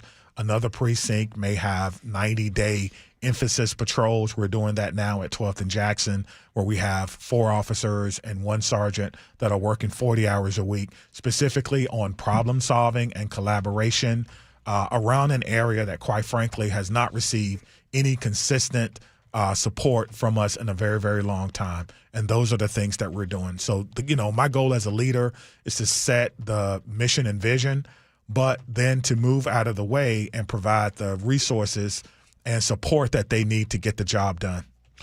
You're listening to the voice of Seattle Police Department Chief Sean Barnes here on the Gee and Ursula Show. And Chief, I'm definitely going to get to World Cup stuff in a sec. But before I do, I want to talk about a topic that has stayed in the news because of there were 8 shootings in this area in a matter of 1 month. There have been marches. A lot of our listeners text in. So Aurora, in that area right now, it's a rough spot, right? I have tried my best to tackle and talk about this topic, but I think hearing from the police chief about this topic, there's been all these different suggestions and everything. Where are you in your department with Aurora? Yeah, so, Aurora certainly has seen its fair share of crime, but so has other parts of the city. So I don't want to discredit your listeners who say, well, I hear gunshots in my neighborhood too. We're aware of those, and we test for those every single day. We have what we call a threshold of 4 incidents within a half-a-mile radius within 8 days triggers a different type of response from us. And so we haven't done that before, and we established that by looking at the data to see when things get bigger, when things become a bigger problem, and we're trying to prevent that by having the crime analysts every day look at these thresholds. When did you start this? We started that when I brought on Dr. Lee Hunt as my executive director of crime and harm reduction. And I said, he's a criminologist. I said, hey, Dr. Hunt, I want to make sure that we look at the data and figure out when does crime in Seattle start, when does it get to its peak, and when does it start to dip, and then let's move the needle toward when it peaks, do something immediately so that the time it takes for it to go down naturally is decreased. And we call that micro-time hotspot policing. And so we started that immediately. And so we definitely identified Aurora as one of those particular areas. We had emphasis patrols. We had working with our investigators. We recently, on Saturday, I believe, arrested a gentleman after a long-term investigation for being a pimp, if you will, or human trafficking. And those investigations are not quick. You have to get people who will cooperate. You have to rescue people. You have to do search warrants, pull phone records, business records. It's a lot to do that. And we were able to take what we think is a major player off of Aurora and perhaps save someone's life. And so we're committed to doing that. Hey, I understand the community. I was out there initially doing the first walk. It was on a Saturday, listening to the community that was very appreciative of what we are. But we don't make excuses. You know, we don't talk about staffing. I told the precinct captains, people don't want to hear about that. They don't want to hear about what we can't do. Let's tell them what we can do. And that's what we're focused in on in that particular area. You'll see increased police presence. You'll see more investigations. You'll see us working on people who are essentially trying to purchase sex services, making sure that we're diverting those folks. And then I know a big topic is around closing the streets, and that's an SDOC function, and they've asked for our opinion on that, and we're going to get back with them by the end of the day on that.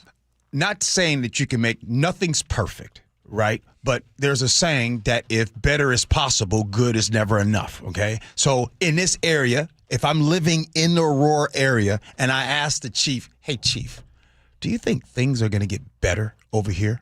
What would you say to someone asking you that question? Yeah, I think I would say yes. Things are going to get better because, number one, we're having some very difficult conversations. We're having conversations with policymakers around sex trafficking and what that looks like, why people are shooting at each other, this competition for resources. We've seen this before. This is not new to me. I saw it with street-level drug enforcement back in the late 90s where, you know, I policed in the area where you had what we call corner boys that were, you know, essentially running each other off with shots being fired. We saw this with prostitution, and, you know, it's supply and demand. You have to affect both of them. And, of course, no one goes to jail for prostitution, but we need a way to get or rescue people who are walking down Aurora Street so that the competition for real estate is not a thing. And the truth of the matter is we need better, more collaborative efforts in order to do that. You're listening to the voice of Seattle Police Chief Sean Barnes here on the Gee and Ursula Show. The World Cup first match is going to be this Monday. I'm going to be in the stadium for all 6 matches. So for everyone, I want security to be a deal. First, I was reading up, and the World Cup I was seeing is rated a Tier 2. Can you help me and the listeners understand what that is? So that's just a designation from Homeland Security about the seriousness and the opportunity for violence and threats against ongoers based on what the event holds. Okay. You know, obviously we have an event that will feature, you know, Iran, a country that currently we're at war with, countries that have been at war with each other. This is a very serious event. We want it to be fun. We want people to have a great experience. I today chose to wear my FIFA fashion. So okay. This is not what I wear every day, but this is what the department decided on, that you will see officers dressed like me, about 400 each game day, donning what you see me with on today. So I decided to wear it for you today, but so we can be visible, we can be present, and we can deter any bad actors. Okay, so There's nearly 750,000 that's going to be coming here to Seattle. In terms of, and keeping it simple, there's 6 matches from June 15th to July 6th. And road closures, starting hours before kickoff, and all those things. What is the one thing that you need, not the visitors, but us regular Seattle-likes folks, us folks, what do you need us to better understand before Monday?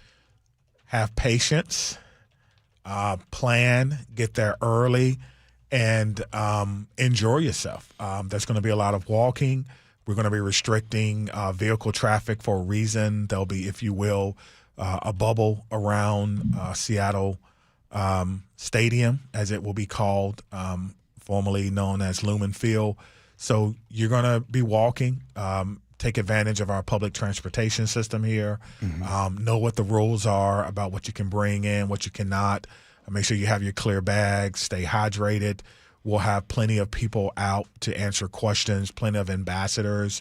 But what I want people to know is worry about having a good time cheering for your team or just enjoying soccer or picking a team when you get there, because I will be worried about public safety. We have plenty of partners, plenty of officers, plenty of great plan that started over 2 years ago. Before I even came to Seattle, we started planning for this. So I think we're going to have a good experience, and I just want people to know that we're working very hard behind the scenes. I want people to know this too, because it comes up. There'll be some things that you will see and some things that you will not see. So for bad actors or people who want to engage in human trafficking or anything that is intended on harming other people, be careful, because you never know who you're going to be talking to. Well, obviously, there's going to be a lot of officers. And speaking of officers, one of the things that I did forget to ask you about, because you talked about the number of officers that you have right now, and the goal has been 1,250. Yes. When you talked about the number of officers that you currently have, how's the budget? Do you have the budget that you need to hire and retain these officers? The answer is yes. We are authorized to end this year with 1,250, the number that was budgeted for us, and we intend to do that. And then, of course, next year, obviously, we'll see what our budget instructions is. You know, the idea is to get back to 1,400 officers by the end of 2029. I think that's where we were prior to the really mass exodus of officers leaving in 2020. I think that's what the community wants and that deserves. And so we'll be having those conversations. No decisions have been made yet, but we want to end this year with 1,250 and then continue to grow the department back to what it was pre-pandemic. That's good. Real quick, what does it mean for you, your department, to have the support of city council, mayor, and all those things? What's that mean to you? It means a lot. It's one of the number one questions I get from officers internally that do the work, as well as from community members. They ask me all the time, how's my relationship with the mayor? How's my relationship with city council? And I always tell them that it's good and it's ever evolving. Like, my job is to continue to make sure that I'm a trusted partner and advisor for city council and for the mayor, and that's what I try to be. No relationship is perfect. I'm certainly not perfect. There's times where, I know I'm going to make mistakes, but, as long as my integrity is not impeached, I think we're in a good place. And so we're going to continue to do that. And I thank the mayor for her support. I thank city council for their support. The public safety chair, Bob Kettle, Rob Saka, who's on there as well as vice chair, have been very supportive of public safety. They want us to continue hiring until we get to those pre-pandemic numbers, because I think that's what the community members in Seattle deserve. Coming up here pretty soon, you've got an upcoming Rainier Beach town hall coming up. What do you most want the community to walk out of that room believing about you and your department when it's all said and done? So the meeting is called Our City, Our Safety. I launched that meeting last year in Rainier Beach. They were the very first location that I decided to go to. So we do a community forum. We hear from the community. Then we come back and we pick one or two things to work on. We demonstrate how we've worked on this problem. we come back again with another item. And so the captains, precinct captains, are using those meetings to formulate their, I really call them short-term strategic plans, because what we want to do, what I want them to take away is that we are listening to what the community wants. We understand the historical perspectives and that sometimes people have not seen things get better. We want them to know that things are getting better, and we're doing that incrementally. That's how winning is done. It's done one thing at a time, focusing on your job, making sure you're being collaborative with other people, and continuing to move down the road until we get to a safer community. It doesn't happen all at once, but if we stay consistent and we continue to move forward with our plan, being collaborative, we will get there. And so there's no magic bullet or whatever it may be for public safety, but it's done that way. And that's what I want people to know when they leave that meeting. Last one. We got about 30 seconds. Years from now, when your family, when they talk about you and your time in Seattle as the police chief, you don't get to mention statistics or anything like that. What's the story that you want them to tell about you being in Seattle?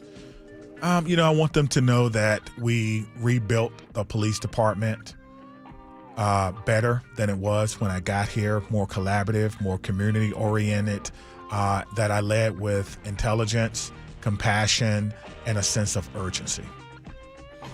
Well, that was pretty good on the spot, man. Thank you, Chief. Appreciate your time. Appreciate it. Thank you, sir. All right. Hey, as you all know, public safety is going to be the topic today. 11 o'clock, the sheriff of Thurston County is going to come and join us. Really appreciate the chief, Sean Barnes, for joining our show. Really appreciate that. Hey, coming up next here on the Gee and Ursula Show, Costco is defending its rotisserie chicken. Are you defending it too? Next, Gee and Ursula.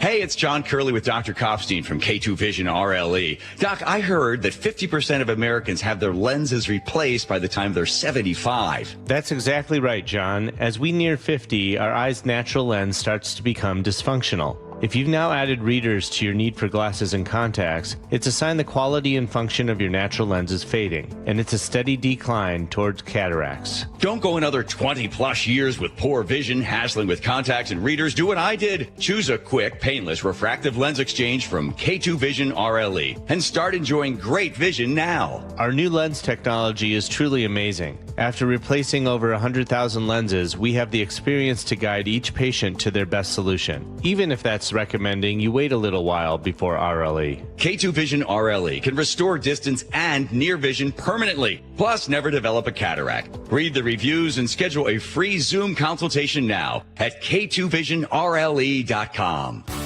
Are you a homeowner, 62 or older, and realize that your Social Security and other income may not carry you through your retirement years? Have you ever thought about a reverse mortgage? Hey, Brock Hewitt here for my friends at Tila Mortgage, a local company serving Washington residents for 30 years. And if you want to know how a reverse mortgage works or have questions like, are reverse mortgages safe? Will I still own my home? Or do I really have the option of not making monthly mortgage payments? Call Tila for a no-pressure conversation. They'll answer your questions with personalized recommendations and loan options that can safely help you improve your monthly cash flow, increase your available income, pay off debt, or make home improvements. Call Tila today. Tila, spelled T-I-L-A, is a name you can trust for truthful, honest, and ethical advice for all your mortgage needs. Call 206-766-8888. That's 206-766-8888 or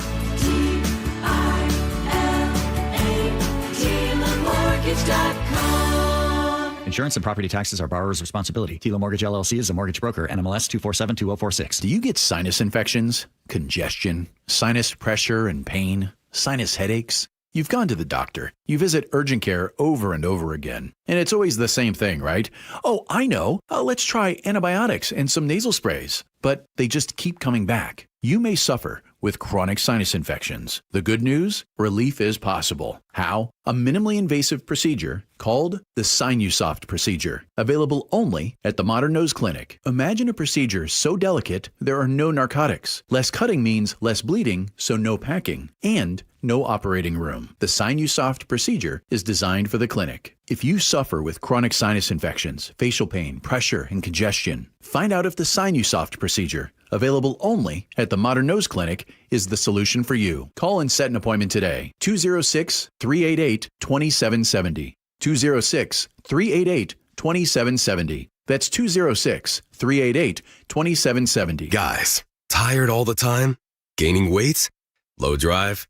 These aren't just signs of aging. They could be low testosterone or other underlying issues. This June, for Men's Health Month, Revive Men's Health in Seattle is offering a free comprehensive wellness panel, a $400 value. It checks your testosterone, blood sugar, cholesterol, kidney, liver, thyroid, and heart health. No guessing, just answers. Over 100,000 men have trusted Revive to get real results. More energy, better sleep, improved mood, and confidence that shows.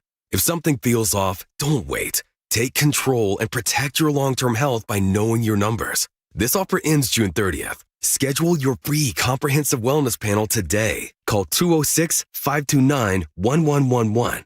That's 206-529-1111. Or visit ReviveMen'sHealth.com. Feel better, live stronger. Start now. Spike O'Neill here for Ageless Living. Recently, my aunt had surgery and she was home the next day. But we weren't sure if we were ready or equipped to give the kind of care that she needed, so we called Ageless Living and asked about respite care, a short-term stay that provides 24/7 expert care, Ageless Living amenities, and peace of mind for you and your family. Go to agelessliving.com/spike and schedule a visit. It can be a much-needed break for a caregiver and a chance for you and your family to get a look and a taste of what Ageless Living offers. That's agelessliving.com/spike. Your windows and doors play a huge role in your home's efficiency and comfort. Choose Lake Washington Windows and Doors for windows that are up to 25% more energy efficient than Energy Star standards and reduce noise by up to 50%. Visit LakeWashingtonWindows.com today. Upgrade your home with Lake Washington Windows and Doors. Be among the first 40 June projects to sign up for 5 or more installed windows and receive a free patio door. Plus, enjoy 12 months no interest, no payments financing. LakeWashingtonWindows.com. Nearly half the homes in Western Washington are not properly insulated or not insulated at all. Sound like your home? Then call for your free inspection. InsulationNorthwest.com. KIRO Newsradio 97.3 FM Northwest News. Now, the latest from KIRO Newsradio and MyNorthwest.com. Good morning. I'm Katrina Gashard. A U.S. helicopter that crashed in the Middle East was shot down by Iran. That's according to President Trump. ABC's Karen Travers has the latest. President Trump wrote on social media that the American Apache helicopter that crashed in the Middle East was shot down by Iran while patrolling over the Strait of Hormuz. The president writes the U.S. now, quote, must out of necessity respond to this attack, but he doesn't say specifically what that means and how he would respond. The president writes that the military informed him that Iran was to blame, but the Pentagon has not released details yet on how the helicopter was brought down. Karen Travers, ABC News, the White House. A major change is coming to Washington classrooms. No cell phones during the school day. Governor Bob Ferguson and State Superintendent Chris Reichdahl asked lawmakers next year to approve an away for the day policy for K-12 public schools. And so if we as the adults can help support rules and regulations that can make it easier to learn, make it easier to teach, make it easier to have school, I'm all for it. That would mean phones off and put away from the first bell to the last, including lunch and passing periods, with some exceptions for medical needs or learning plans.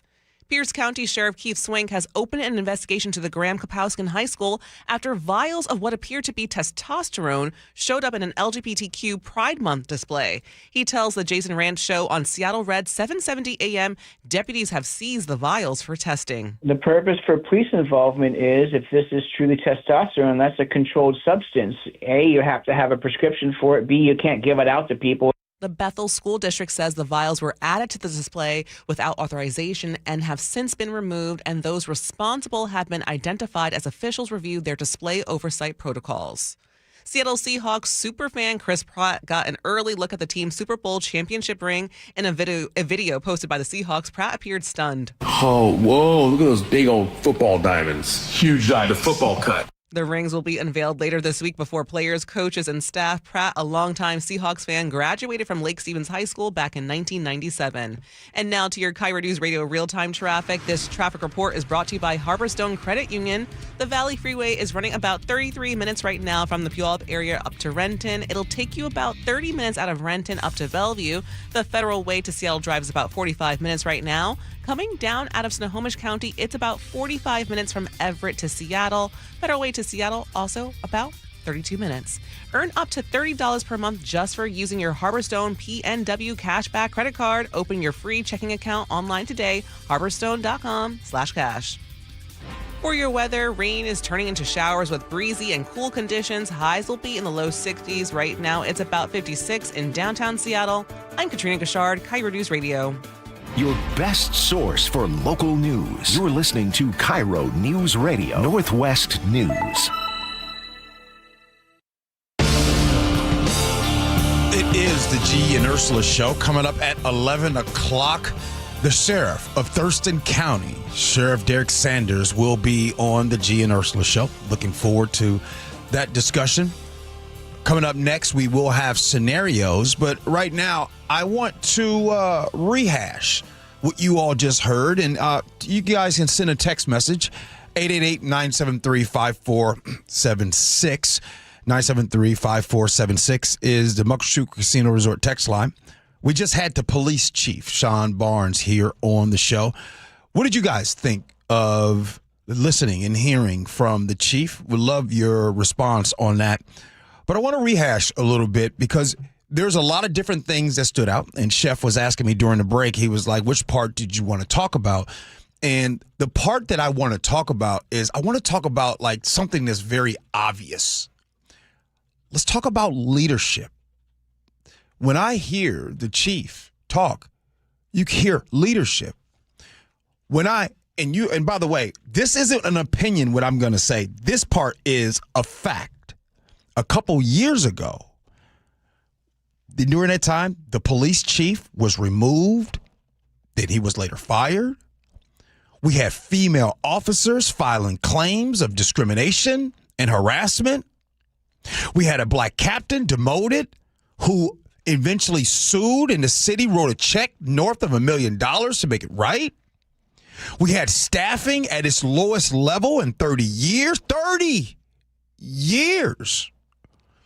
So in this situation, I mean, this house wasn't just messy. And like my mama used to say, this house was nasty. It was bad. So when Sean Barnes, the new chief, is sitting here across from me, and he's talking about the biggest changes that he has made is empowering his captains.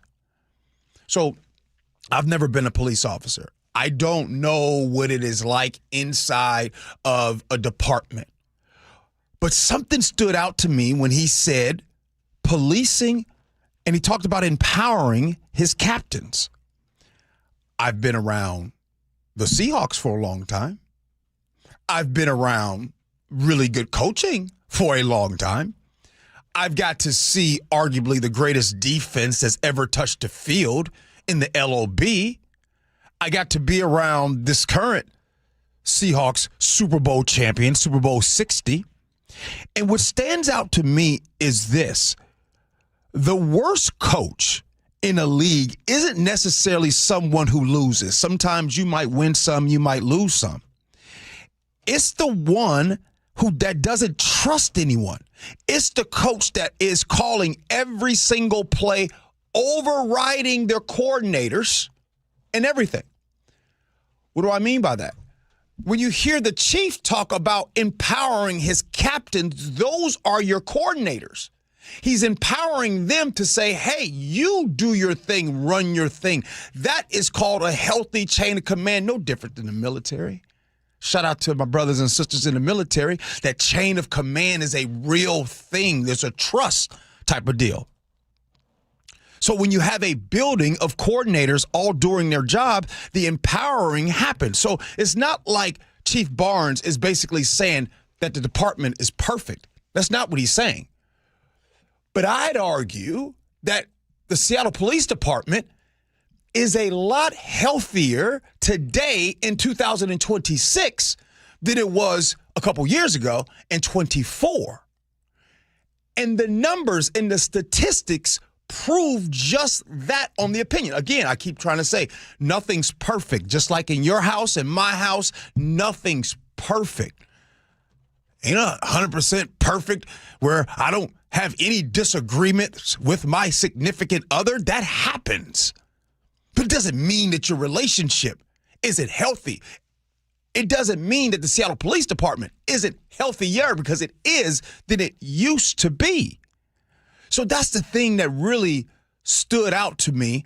And also the numbers show with the retention. Did you hear him talk about the retention that is happening with SPD? And the numbers and where they are. The goal of being 1250, they're at 11. I think he said 27 or 24. I couldn't remember, but you guys can quote me. It was around that area. They're on track for that. And the beauty, the best part, can we go back 5-6 years ago? Can we go back 5-6 years ago? And I'm just going to tell you where we are now. And maybe you weren't paying attention to what was going on around 2020. One question. How was the relationship between Seattle City Council, the mayor, and the police department during that time? You want to talk about non-existent. You want to talk about defund the police. What in the world was going on then? And then you hear it today. The relationship between Seattle City Council, between the mayor and the police chief, on point. I'm glad it's on point, because I don't know if y'all noticed or not, and I don't know if you heard it, Miss Benita Betrayal. I didn't want to gossip. You ain't heard it from me. But there's a World Cup that's happening and starting on Monday. 750,000 are coming here. What a great time for Seattle City Council and the mayor and the police chief to be on the same page. Now, they're going to do their job. They're going to tackle Aurora. And again, the whole saying, you can write this down. If better is possible, good is never enough. So ain't resting, no victory laps. But sometimes you got to point out, the culture. Things are a lot better than what they were. They weren't just messy back then.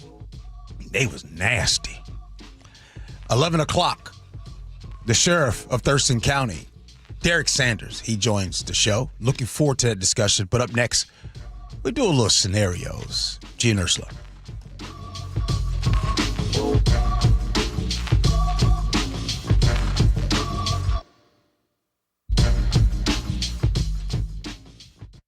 KIRO News Radio, winner of 7 regional Edward R. Murrow Awards. Breaking news coverage, best newscast, excellence in writing, investigative reporting, sports reporting, hard news. Capped with a prestigious prize for overall excellence. And we thank you, our audience across the Pacific Northwest. You were the reason we strive to be the Northwest's trusted news source. KIRO News Radio, 97.3 FM. This is a special alert to all Americans who own a vehicle with less than 200,000 miles with an auto warranty about to expire or with no warranty coverage at all. Due to a decline in the economy, CarShield is announcing a low-cost month-to-month vehicle protection plan that is now available to the public to save any driver out-of-pocket expenses on future auto repairs. Call now to find out how you can pay almost nothing for covered auto repairs. Yes, you heard that correctly. Pay almost nothing for covered auto repairs. An open phone line has been established for all drivers to call for a free quick quote. Call 800-292-4541 now. Drivers who are covered will not have to pay for covered repairs again. This protection plan is at an all-time low. Additionally, drivers who activate this vehicle protection today will also receive free roadside assistance, free towing, and car rental options at no additional cost. Call us for your free quick quote today. 800-292-4541. That's 800-292-4541. What do you have to lose? Call 800-292-4541. Again, 800-292-4541. Your medication for enlarged prostate is working. That's what you tell yourself. You're up 3 times a night instead of 5. The urgency is manageable. The stream's not great, but it's fine. That's the problem. Fine. Enlarged prostate, or BPH, doesn't pause because the medication takes the edge off. The prostate keeps growing. The bladder keeps working harder. And over time, those changes can be harder to reverse. But surgery? Not for you, right? Aquablation is not the surgery you're picturing. It's the only ultrasound-guided, robotic-assisted therapy for enlarged prostate. Don't wait until things become unbearable. Find an Aquablation urologist near you. Call Aquablation Seattle at 206-666-2466. 206-666-2466. That's 206-666-2466. All surgical treatments carry risks and results may vary. Side effects may include urinary symptoms, mild pain, ejaculatory dysfunction, or infection. In rare cases, complications to the urethra and rectum may occur. Aquablation therapy may not be right for everyone. Talk to your urologist to learn more. Visit aquablationseattle.com. The team that gave me back my full head of hair, Advanced Hair, is once again the winner of the 425 Business of the Year. Dr. Perongo and his world-class team begin regrowing your own natural hair the very next day. And Advanced Hair guarantees your new hair will grow, just like they did for me. Find out why Advanced Hair is the best of the best. With your free consultation, you'll receive $250 off and 250 free hair grafts. 425-449-8185 or advancedhair.com. Patrick was way behind on his IRS taxes. I was in way over my head. The total amount ended up being somewhere just over $30,000. $30,000. Then the IRS came to collect. Started getting letter after letter. A lien had been filed against me. They were going to basically hang me completely out to dry. He had to do something. That's when I reached out to Optima Tax Relief. Patrick's life quickly got a lot easier. It was very easy, pretty much hands off. They picked up the ball and ran with it. And how'd it go? I couldn't believe it. I had to ask 2 or 3 times. I saved an incredible amount of money. How does Patrick feel about Optima? Couldn't be happier. They definitely helped me. Optima Tax Relief, the best place to call. They're the best in the business. Do what Patrick did and call Optima Tax Relief for a free consultation. Call 800-343-6460. 800-343-6460. 800-343-6460. Optima Tax Relief. Testimonial from an actual client. Some restrictions apply. For complete details, please visit OptimaTaxRelief.com. Whatever the heat index, stay cool this summer. Your local Bryant dealer can make sure your system is up to the task. Whether it's maintaining your current system or installing an energy-efficient Bryant Evolution cooling system with perfect Humidity Plus technology, your dealer will give you what you need to help your family beat the heat. Learn more and schedule an appointment with a factory-authorized dealer today at BryantNorthwest.com. That's BryantNorthwest.com. Bryant, whatever it takes. Healthcare costs are rising, and a major driver is hospital prices. They've increased more than 250% over the past 25 years. Families and local businesses are feeling it. At Premera Blue Cross, we're working to change that by negotiating with hospitals to secure fair, responsible prices so you can get the care you need at a cost you can afford. That's coverage that counts. Learn more at coveragethatcounts.premera.com. Clutter happens. Let Closets by Design save the day. For a limited time, get 40% off plus an additional 15% off and 18 months 0% financing on approved credit if paid in full. Go to closetsbydesign.com or call 1-800-BY-DESIGN. You've worked hard, saved diligently, and now retirement is on the horizon. But will your nest egg go the distance? With rising cost and uncertain markets, there's no time for oversimplified plans. Hi, Jeff here with Madrona Financial and CPAs. Don't settle for a partial plan. Get the real deal by requesting your no-cost Madrona analysis today and discover what you may be missing. Call 833-673-7373 right now to request your analysis. That's 833-673-7373. It is the Gee and Ursula Show. Good morning to all of you. Oh, I see that sun trying to come out. I see the sun trying to peek it a little bit. Peeking a little bit. I see you peeking, but you not speaking. Come on out. Hey, coming up at 11 o'clock, we go down to Thurston County. Shout out to my brothers and sisters down in Thurston County. We're going to bring on the sheriff, Derek Sanders, onto the show. I was thinking about the sheriff, and he and I feel like, and I'm going to ask him, I think he and I got something in common. And during the interview, I'm going to ask him about it. But right now, scenarios. Here we go, yo. Here we go, yo. So what's the scenario? My best friend's 9-year-old, he's a good kid. And he and my son, they play together all the time. Now, I happen to know recently that she grounded him over the weekend, and his punishment is a week with no video games. Well, yesterday he was over, and I heard him say to my son, "Yeah, I know. Hey, let's go play some video games." Now, I didn't say anything. I just let it happen because he wouldn't think I knew about his punishment. But now, am I supposed to tell his mom what happened? Or should I just let it go? Should I rat him out? I'm confused. 888-973-5476 is the Muckleshoot Casino Resort text line. Hey, all you parents out there, come on now. Y'all have seen these situations. You've been in these situations. Text in. Chef, you got Matthew. This is the perfect sweet spot. This is my wheelhouse, This man. your wheelhouse. What you got? What you doing? Look, normally I say, discipline your own kids, how you want to discipline your own kids, and it's none of my business. But if I know that your kid is not supposed to be playing video games and he's coming over to play video games at my house, that makes me the sucker. No, thank you. I'm marching right into that room. I'm be like, hey, if you want to come over here and play, that's cool, but I know the deal you have with your mom, and don't try and play me like that. Get your butt outside. Yeah. It's very simple. You don't have to rat him out. Just call him out. Hey, you know what? Okay. So you guys have taught me something, right? Like, not everybody thinks the same way. So I like to have this all gather around. Let's have a discussion. What Chef said is exactly, it's not even close, exactly what I believe. I believe you're not about to come over here and you're on punishment and your mama got you on punishment. You think you're going to come over? No, that's not going to happen. But I want to do me a favor. I want to go devil's advocate. I want to go on the other side because there are some parents that would really ask this question, or there are some parents that's like, oh, I want to be the cool parent and things. Can you guys help me understand where that comes from? Can you help me understand why you would allow, knowing that the child is on punishment from video games, why would you still allow the kid to play video games? Do you really want to be that cool with the kids? No, I'm being serious. Chef?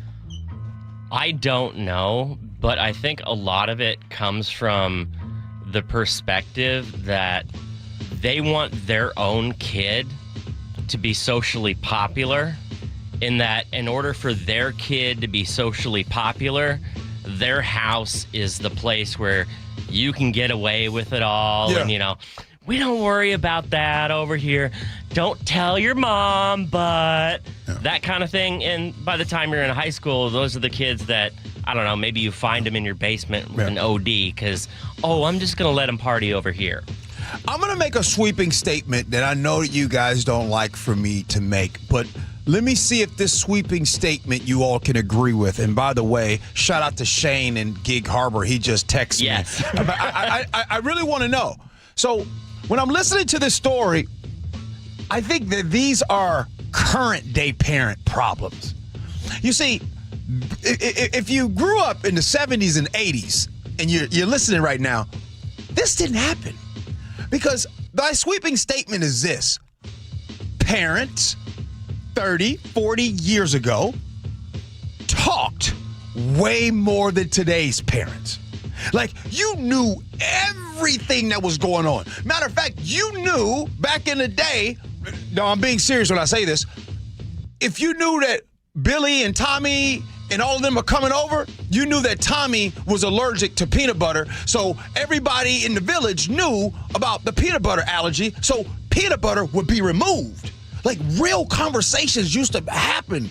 Like, I think parents back in the day talked more than today's parents, which is weird because today's parents have more technology. I don't understand why y'all don't be talking. Like I'm being serious. Like, this scenario would not have happened 30, 40 years ago. Because they already know. Like, hey, thank you, Lois. Really appreciate it. Now, you know he can't play no video games, right? Oh, okay, I'll see you guys later. I mean, I think you're right. I think you're right. Matter of fact, I got one for you. I'm going to go even deeper. Now, this one right here is a very niche right here. Not many people can relate to what I'm going to say, because if you did this today, it would be wrong. Anybody listening right now, text in. Have you ever got a spanking from your neighbor?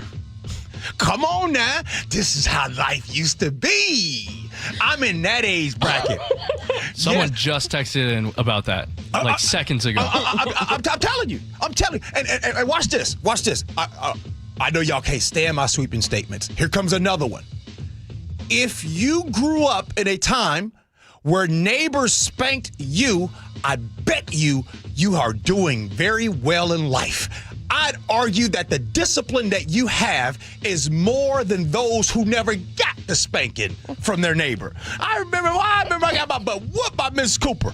Gee, Miss Cooper was I got the spanking. I literally told Matthew last night. Yeah. I was like, yeah, my parents spanked me. My grandparents spanked me.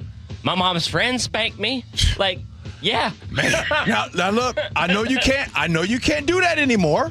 I know that, but I'm telling you. Miss Cooper got me, and then my mama got me, and then my dad got me. Now think about that for a second. How in the world, this is why parents just was off the hook back in the day. How in the world can you get penalized 3 times for one offense?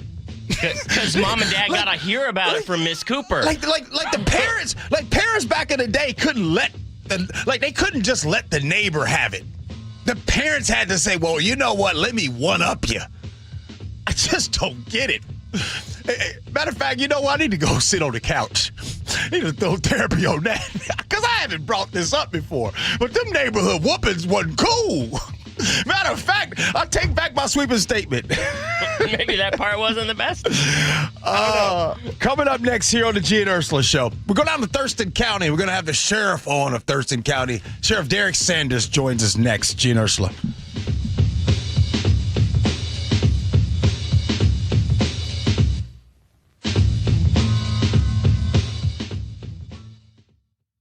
KIRO News Radio, winner of 7 regional Edward R. Murrow Awards, including overall excellence and investigative reporting. Just 29 hours later, Joshua Headley sent an unsolicited email to me writing, I understand there may be a news story coming out. Thank you who listen, stream, and watch every day. The driving force that pushes us to be the Northwest trusted news source. KIRO News Radio. 97.3 FM. Hey, Green Gobbler here. So you've got a clogged drain in your bathroom. Water in the sink's overstaying its welcome. You're spitting today's toothpaste on top of yesterday's toothpaste. You hope that it go away. Yeah, clogs don't just go away. I make them go away. I'm Green Gobbler, the only clog dissolver you need. I'm bleach-free, safe for your pipes, and I work. Guaranteed or your money back. Because I never met a clog that was gonna unclog itself. Green Gobbler. Let the gobbler get it. Pump up the volume. Business moves fast. Orders roll in, deadlines close in. When you ship with USPS Ground Advantage, you can keep up with confidence. Every package stays in our secure network from dock to door. And with nationwide reach, dependable tracking, and upfront affordable pricing, you get built-in peace of mind. You run the business. We run the routes. Visit USPS.com/Ground Advantage to learn more. Epic parties start at Staples. Now you can grab Party City balloons, decorations, and tableware, plus matching custom invites, banners, and more right at Staples. That was easy. Wesley Financial Group is not a law firm. Ask yourself this question. Is it really worth holding on to that timeshare that you know you need to get rid of? Here's the truth. The average maintenance fee just went up over 17%. That could have been 117%, and there's nothing you can do about it. When you buy a timeshare, you give them a blank check for annual maintenance and assessment fees. I'm Chuck McDowell, founder of Wesley Financial Group. For 15 years, I've helped over 50,000 families cancel their timeshare. Not sell it, not transfer it, cancel it. Did you buy a timeshare because they told you it was a great investment and your maintenance fees would never go up? That's a lie. Are you ready to get rid of your timeshare once and for all? Simply call us and I'll send you our timeshare exit kit that explains all your options for cancellation. Call Wesley now for your timeshare exit kit. 800-979-3535. That's 800-979-3535. 800-979-3535. I just can't dig it. Dig what? My water line. Needs replacing? And I don't want digging in my yard. And maybe your driveway. Can't dig it. Don't dig it. But how do you? Apollo Plumbing replaces water lines without digging up your yard. You're Dan. From the Ready Right Now plumbers. Apollo Plumbing. Our trenchless technology replaces water and sewer lines. Without digging up my yard? 2 little holes is all it takes. Sounds better. Faster, too. And my yard? Like we were never there. Sounds spendy. Not so much. Oh? In the end, about the same as that messy digging you don't want. How do you figure? Think about that landscaping you love. Yeah? Trenchless means you won't be paying to replace it. Or my driveway. We run everything underground. Trenchless? Do them all the time. How about... Easy payments? Yeah. With approved credit. Sure thing.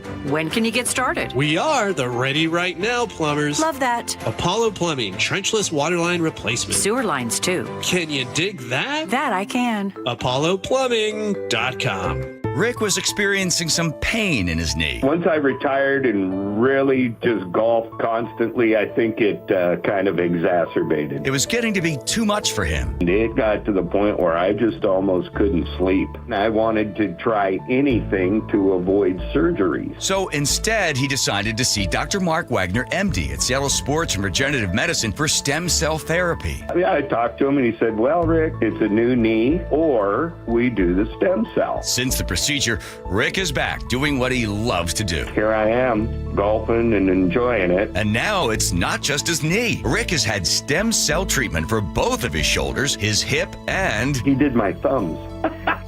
So whether it's a hip like I had or a shoulder, knee, and thumb like Rick, before choosing surgery, see Dr. Mark Wagner first. He's the most experienced in the Northwest with over 20,000 stem cell procedures. Go to drmarkwagnermd.com. Your best source for local news. KIRO News Radio, KIRO FM, and HD1, Tacoma, Seattle, Northwest News. This is a special report from ABC News. I'm Wayne Cabot.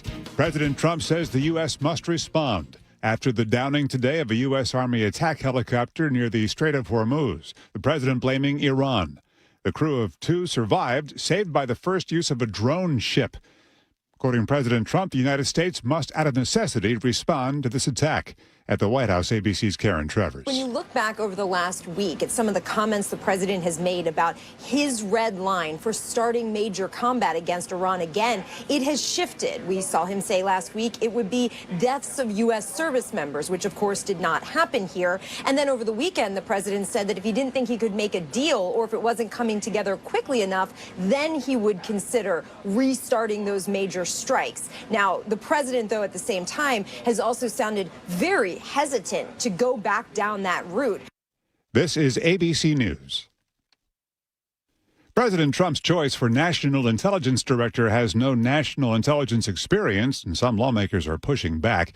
In an exclusive exchange on Capitol Hill, House Speaker Mike Johnson was asked by ABC's Jay O'Brien if the president needs to change course on Bill Pulte. It's the president's prerogative. I'm going over there right now to visit with him and his team about a number of items.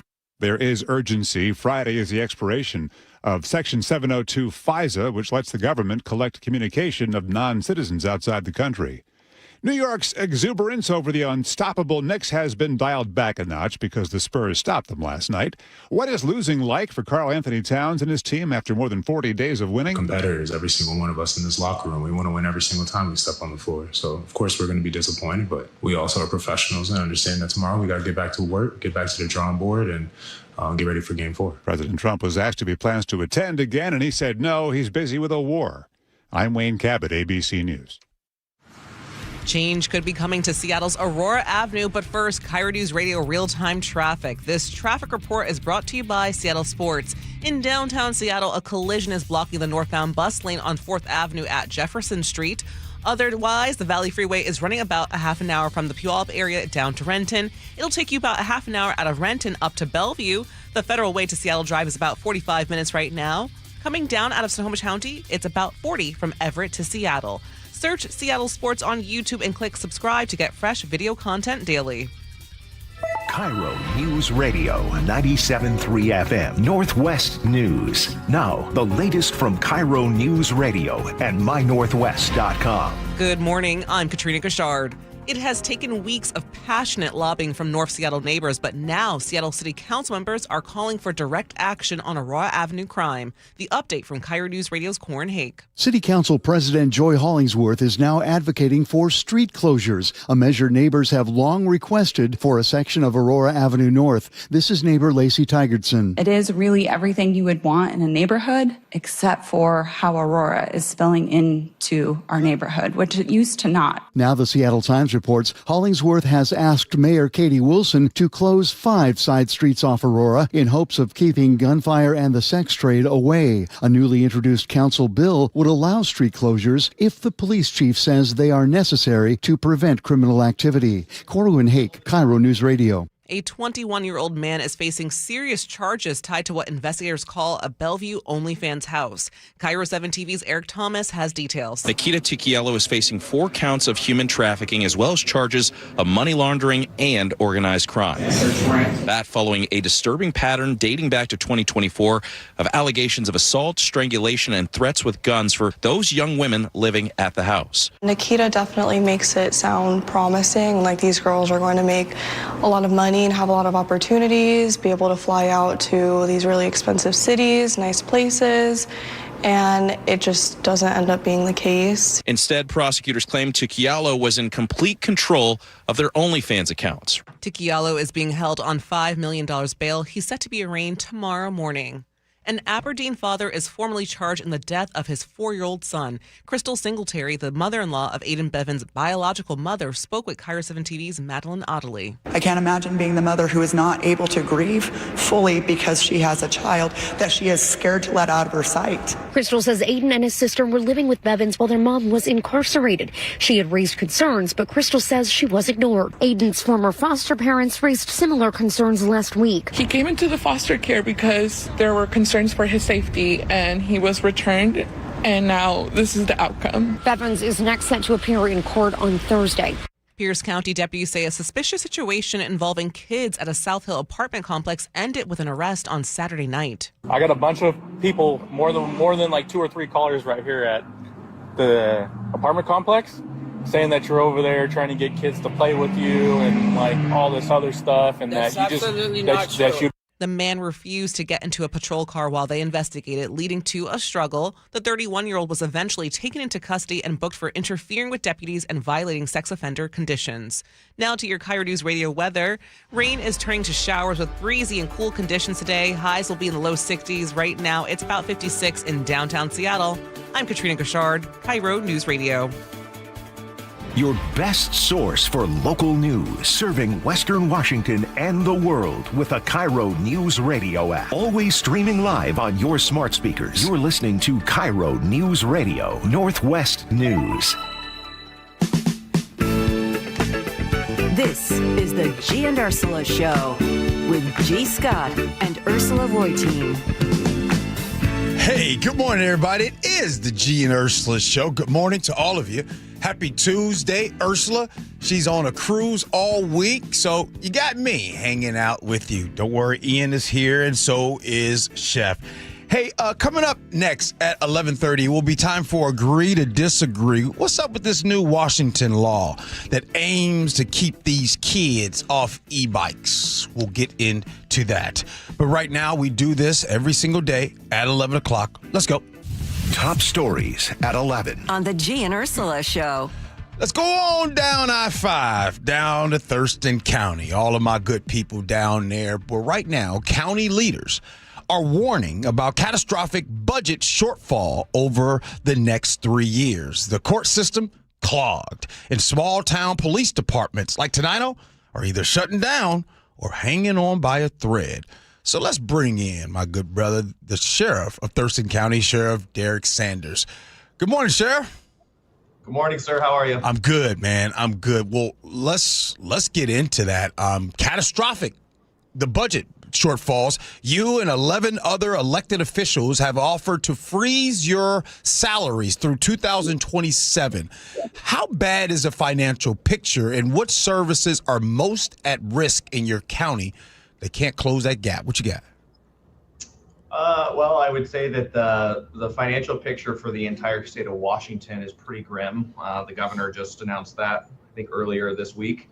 And you know, the state has a lot more flexibility than local government does. So you can take whatever budget picture they have and then just extrapolate that to the local level and understand just how bad it is. I will say that so far the conversations we're having here locally at Thurston County has been manageable. So the information that's been provided to me so far has not led me to believe that we're going to be back in a situation like we were last year where we took a $2.5 million budget cut. With that being said, I think Thurston County just kind of got ahead of this ball. Some of the other counties and cities are now starting to feel this squeeze. It gets tighter. Inflation and all these other costs are really catching up with local governments. And when you start talking about policing services and how expensive it is to run a police department, that scale of economy hits small departments extra hard. I follow you a lot on social media. I guess where I can go and check in on you. And I know recently you told commissioners that you felt blindsided by this because you went out and hired all these people with the public safety tax, and then obviously right now I'm being told to cut. Basically, you're saying that it came out of nowhere. You can respond to that. That was last year. That was last year. That was last year, and the reason that I made that comment last year was that we were told, you know, hey, the budget's going to get a little tight here. And then the first budget exercise that we went through was a 25% budget cut. And that's not a small amount. I mean, the 2.5 million that we cut was less than 5%. So I was just surprised where we started in that conversation. It caught a lot of us off guard because it was a blanket across the board. Hey, tell us what it looks like if you just had to lop off one of your arms. And you're like, well, really bad. And I'm going to have to pick, you know, right hand, left hand kind of thing. Yeah. So that was last year. This year, I am going to give the county full credit. We have started engaging in these budget conversations earlier so that elected officials understand what the picture actually looks like, so that we don't get blindsided. And so I do have nothing but good things to say about our local county government right now, trying to get ahead of this conversation. Well, right now, the county's court system is reportedly facing hundreds of backlogged cases. I know that's this year because of budget pressures and obviously staffing shortages. What does that mean for victims, defendants, and the public that's out here waiting for justice? Well, it means a delayed process, and what you'll hear our judges say a lot is, you know, a delay in justice is a delay into justice for all. So it is a problem. It's also something that's not really unique here. I feel like you can go just about anywhere in the country. You can drop a pin and say, this is a clogged criminal justice system. And the system operates that way on purpose. It's full of bureaucracy. It's meant to go slow. And that's just how government operates. And so to think that our criminal justice system would operate any different, I think is of no surprise to really anyone. And in order to speed things up, you have to cut somewhere. There has to be an efficiency somewhere that's gained. And so really what I see when I look across the criminal justice system are more tactics that are played as opposed to unintentional delays, right? I mean, there are defendants who have, a benefit to invoke a speedy trial, and then there's some who don't, and that's going to depend case by case. And then, of course, you add in some budget constraints, and that's not helping either. If you don't have enough defense attorneys, prosecutors are chronically understaffed. They're the ones who ultimately have to decide: do we have enough deputy prosecutors to even bring cases before the court? So it is a problem nationwide, I think, and in Washington, it's just exacerbated by our economy. You're listening to the voice of Thurston County Sheriff Derek Sanders here on the Gee and Ursula Show. Let's go over to Tenino, and recently dissolved its police department, and your sheriff's office agreed to take over policing responsibility. How common is this here in the state of Washington? Not super common, but there's also not a lot of really small police departments left. So we have seen other departments throughout the region. Our greater region, Cosmopolis Police Department, is another small agency that just couldn't stay above the fray. But honestly, I read an article not too long ago. I believe it was maybe Edmonds Police Department, a fairly large police department up on the border of King and Snow County. And they're also talking about, hey, what does it look like for us just to disband the PD and contract with a larger agency? And they've got, I want to say, 50, 60 officers. So this isn't just for small departments. Everyone is feeling the squeeze, and everyone is trying to figure out the most efficient way to deliver critical public service. Sheriff, recently, I want to talk about the Captains Association. And the Captains Association endorsed your opponent. And when they were talking about it, they didn't pull any punches. And one of the things that really stood out to me that was said is they basically are saying, quote, a leader and not a social media influencer, a manager and not a reality TV actor. And and the thing is before I even continue on, before your answer comes to me, I saw that, and I'm here in a second. I want to talk about that, but I saw that, and I was like, I don't agree with that. But I want to give you your opportunity to respond to that. Oh, they're free to have their own opinions.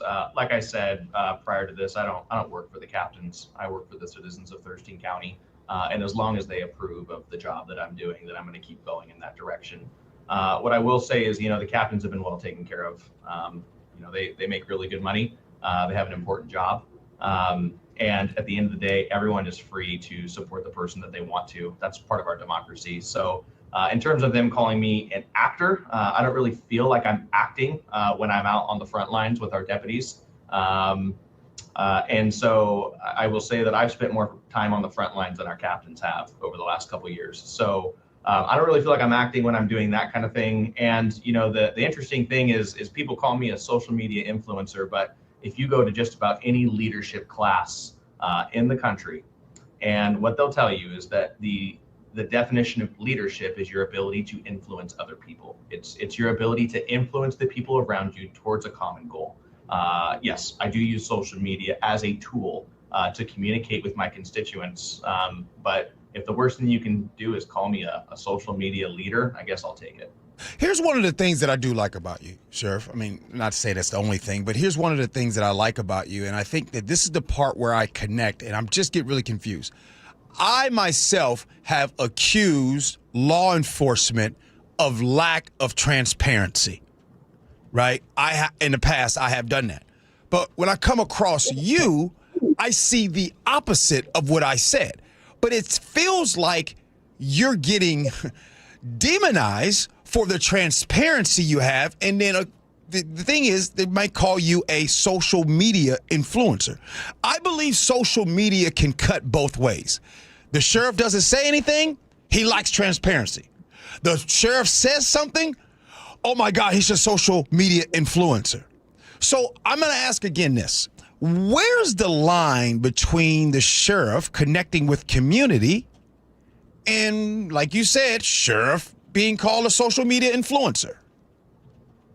I don't know where that line is, and quite frankly, I'm kind of blazing my own path here. When I took over as sheriff, I didn't get a transition. I didn't get a rule book that says this is how you're supposed to do it. I took over on January 1st of 2023, and I decided to rewrite the job description and kind of redefine how to show up in community and how to communicate. And the thing about it is, like, the feedback that I get from the citizens of Thurston County is overwhelmingly positive, and they're my boss. So what else do I have to worry about?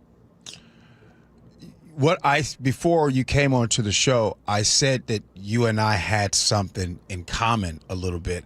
And sometimes I look on social media, and like I said, I think the citizens of Thurston County, they speak favor for you, no doubt about it. But then every now and then, lately, there is some kind of beef that someone will have with the sheriff, Derek Sanders. And I see it quite often. I'm not specifically calling it out. But at some point, have you noticed that you sometimes are involved in a few individual beefs these days? Yeah, I'm trying to tone it down. I'm not always picking these fights, though. So that's what I'm saying. Go ahead. At the end of the day, not everyone is going to like the way that I do this, and I don't like the way that other people do their business either.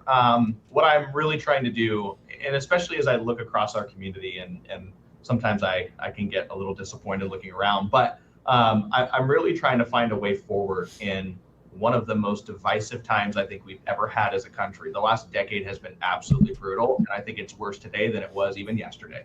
And I'm really just trying to find a way to bring everyone together, to find a path forward that's viable, because I'm really concerned about the future of our country if we have gotten to the point where we can't even walk over to our neighbors who we disagree with and have a cordial conversation. It's really hard to hate someone when you're up close to them. And that's what I've really learned in this position is as I spend more time around diverse communities, spend time around people who typically wouldn't even have any positive contact with law enforcement. I think that that's mutual. It's hard for them to hate me when they get to know me, and it's hard for me to hate them when I get to know them and some of their differences. And I get really worried when we get into these tribal mindsets where we're only going to hang out with the people who are like us, who look like us, who think like us, who partake in our religion. I'm really trying to find a path forward to be everyone's sheriff and be something that brings people together instead of ripping each other apart. You listen to the voice of Thurston County Sheriff Derek Sanders here on the Gee and Ursula Show. I always like to talk about positives as well. This is your chance. Give us a couple positive things that are happening in Thurston County that you're super excited about. Well, I'm really excited that the sheriff's office has moved into its first headquarters in over 2 decades. So we have been strewn across the county in dilapidated facilities for decades. I'm really excited. Towards the end of July, we're going to have a ribbon cutting ceremony. So we will be sure to put that out on social media because I'm an influencer and get that out to everybody so that they can attend this event and share that celebration with us. I'm really excited what we're doing in terms of our specialty units at the sheriff's office. We now have a dedicated cold case detective. We have 2 detectives that are dedicated to domestic violence investigations, specifically high lethality intimate partner violence. So I'm really excited about actually changing how we respond to some of those calls. I'm really excited about our traffic unit. We were awarded a really competitive grant through the state of Washington for a full-time DUI enforcement vehicle. As we know, impaired driving, reckless driving is a huge detriment to our community. So any of the resources we can deploy out there to mitigate that problem, I think is a noble cause. And then lastly, I'm actually really excited about this helicopter that we've got going. The way that we're getting this whole thing up and running, not using general fund tax dollars, trying to get grants and donations and all these different pieces together to get an aviation unit up. A lot of people think that there's just helicopters flying everywhere. We see that a lot in the pursuit conversations, just get a helicopter. There aren't any. King County has 1 helicopter on the entire west side of Washington state. So getting another air asset and having something that our federal partners can rely on as well through like FEMA and disaster reconnaissance. I'm really excited about some of the different projects that we have going, and I know they're going to succeed well into the future. Hey, Sheriff, a judge recently paused the Washington's, they have a new law setting the minimum qualifications for sheriff candidates. I think you have opposed that law from the beginning. Why? I've opposed most of the law. So there were parts of the law that I did agree with. I was totally cool with, you had to be 25 to be the sheriff. You can't have any felony or misdemeanor convictions. You got to be a law enforcement officer with at least 5 years of commissioned experience. Those things I actually helped kind of draft and thought that those were needed. I can sum this bill up in one easy sentence, and that is that elected officials are voted in by the people and voted out by the people. Unelected boards do not get a say in that process. If you have a problem with a sheriff who you believe has committed misconduct, then the correct solution is to recall that individual. And then at that point in time, the voters still get to circle back and have the final say over the matter. And just like Judge Schaller said in her statement, the Washington legislature has very likely overstepped their authority in this matter. And they have set up criteria, and this is my favorite part of her opinion, they have set up criteria that appears to be more stringent than the governor of Washington state. So you're telling me that it takes more to become the sheriff of Okanogan County than it does to run the entire state of Washington, appoint the chief of state patrol, run DSHS. No, that's below. And so we kind of get into this dichotomy of like, it's funny because there's all these people who say, well, the sheriff is the most powerful, the constitutional sheriff movement. And I've always rejected that theory. Like, no, I'm part of a greater criminal justice system, and there are checks and balances on my position. Right. But then this legislative session, I heard the other side say the same thing. Well, you're just too powerful. We've got to put these checks and balances on you. And I reject all of those theories. I think that the sheriff position is part of a larger criminal justice system and the entire purpose of elected office is to have a low bar. It's meant to have a low bar. It's meant to be representative. As soon as we start creating all these hierarchical needs and minimum standards that start to really exceed thresholds, next thing you know, your average person can't run for any office. I talk about that all the time. You got a whole bunch of people like, hey, in order for them to be a politician, they had to go to private school or their parents belonged to a country club. Last question for you, Sheriff. Here you go. This is one, and I've never asked you this before, but I'm curious of what your answer. Let's strip away the budget. All the lawsuits, elections, all that stuff. I want to know this. Why do you still want this job in a county that's harder to police every day, all the budgets and stuff going on? And what does Thurston County look like in 4 years once they start getting things right? Why do you still want to do this job, man?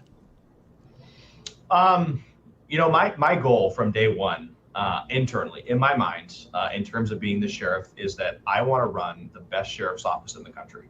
I want to set the model for everyone else to go, wow, if we can even achieve half of that, we'd be on a great pace. I believe that younger people need to get involved in law enforcement decisions.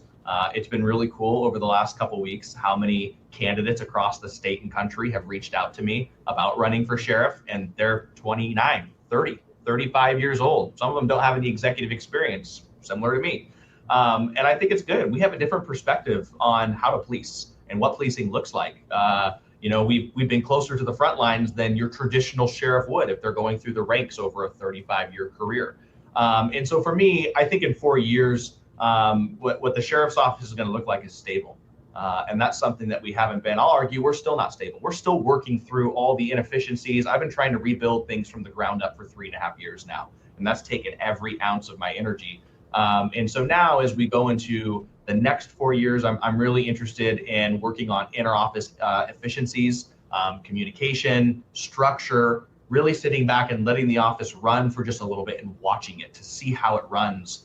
Because I'll be honest, right now, there's so many major projects that you can only split your attention so many different ways. And as those things start to wind down, we deployed body cameras, we got into a new building, we revamped our fleet, we have hired hundreds of employees. I mean, we've really gotten all these assets kind of in one spot. Now we need to organize them. So I think Thurston County can look for a more organized sheriff's office in the future. Sheriff Sanders, appreciate you coming on, my man. Thank you, sir. Stay safe out there. Take care of that county. We'll talk soon. All right.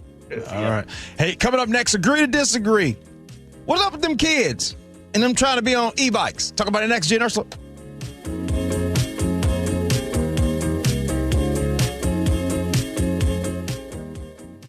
This hour is brought to you by DUI Heroes. If you have unfiled taxes or are in debt to the IRS, this is important news. Did you know the IRS has programs specifically designed to help people struggling with tax debt? Powerful tax assistance programs that can save you thousands if you qualify. No one knows these programs better than the experts at Optima Tax Relief, America's most trusted tax resolution firm, A-rated by the Better Business Bureau. Their award-winning tax attorneys and licensed professionals have resolved over $3 billion of tax debt for their clients. One call to Optima can start the process, helping to put an end to your worries about wage garnishment, asset seizure, and other aggressive IRS actions. Find the best options to solve your tax problems. Call the experts at Optima Tax Relief today for a free consultation. Call 800-343-6460. 800-343-6460. 800-343-6460. Optima Tax Relief. Some restrictions apply. For complete details, please visit OptimaTaxRelief.com. Whatever the heat index, stay cool this summer. Your local Bryant dealer can make sure your system is up to the task. Whether it's maintaining your current system or installing an energy-efficient Bryant Evolution cooling system with perfect Humidity Plus technology, your dealer will give you what you need to help your family beat the heat. Learn more and schedule an appointment with a factory-authorized dealer today at BryantNorthwest.com. That's BryantNorthwest.com. Bryant, whatever it takes. Healthcare costs are rising, and a major driver is hospital prices. They've increased more than 250% over the past 25 years. Families and local businesses are feeling it. At Primera Blue Cross, we're working to change that by negotiating with hospitals to secure fair, responsible prices so you can get the care you need at a cost you can afford. That's coverage that counts. Learn more at coveragethatcounts.primera.com. Drivers who switch their home and auto with Progressive could save money and time. Other things try to do this, but they really don't. Like the touchscreen at fast food places. It's not like you save time because it takes you longer to use a touchscreen than, I don't know, someone who works there. And another thing, you'd think it would save money because they're not paying a cashier, right? But no, same price. Also, why is there an option to tip? Who am I tipping? Exactly. Anyway, even if you can't save money and time with some things, you could with a Progressive home and auto bundle. Progressive Casualty Insurance Company, affiliates, and other insurers. Not available in all states or situations. This is the story of the one. As a maintenance engineer at a beverage manufacturing plant, he starts his day knowing every line is ready to run because Grainger delivers the industrial-grade products he needs to keep mixers, conveyors, and packaging equipment moving. With Grainger's vast selection of bearings, belts, and motors, he keeps operations running smoothly, so nothing grinds to a halt. Call 1-800-GRAINGER, click Grainger.com, or just stop by. Grainger, for the ones who get it done.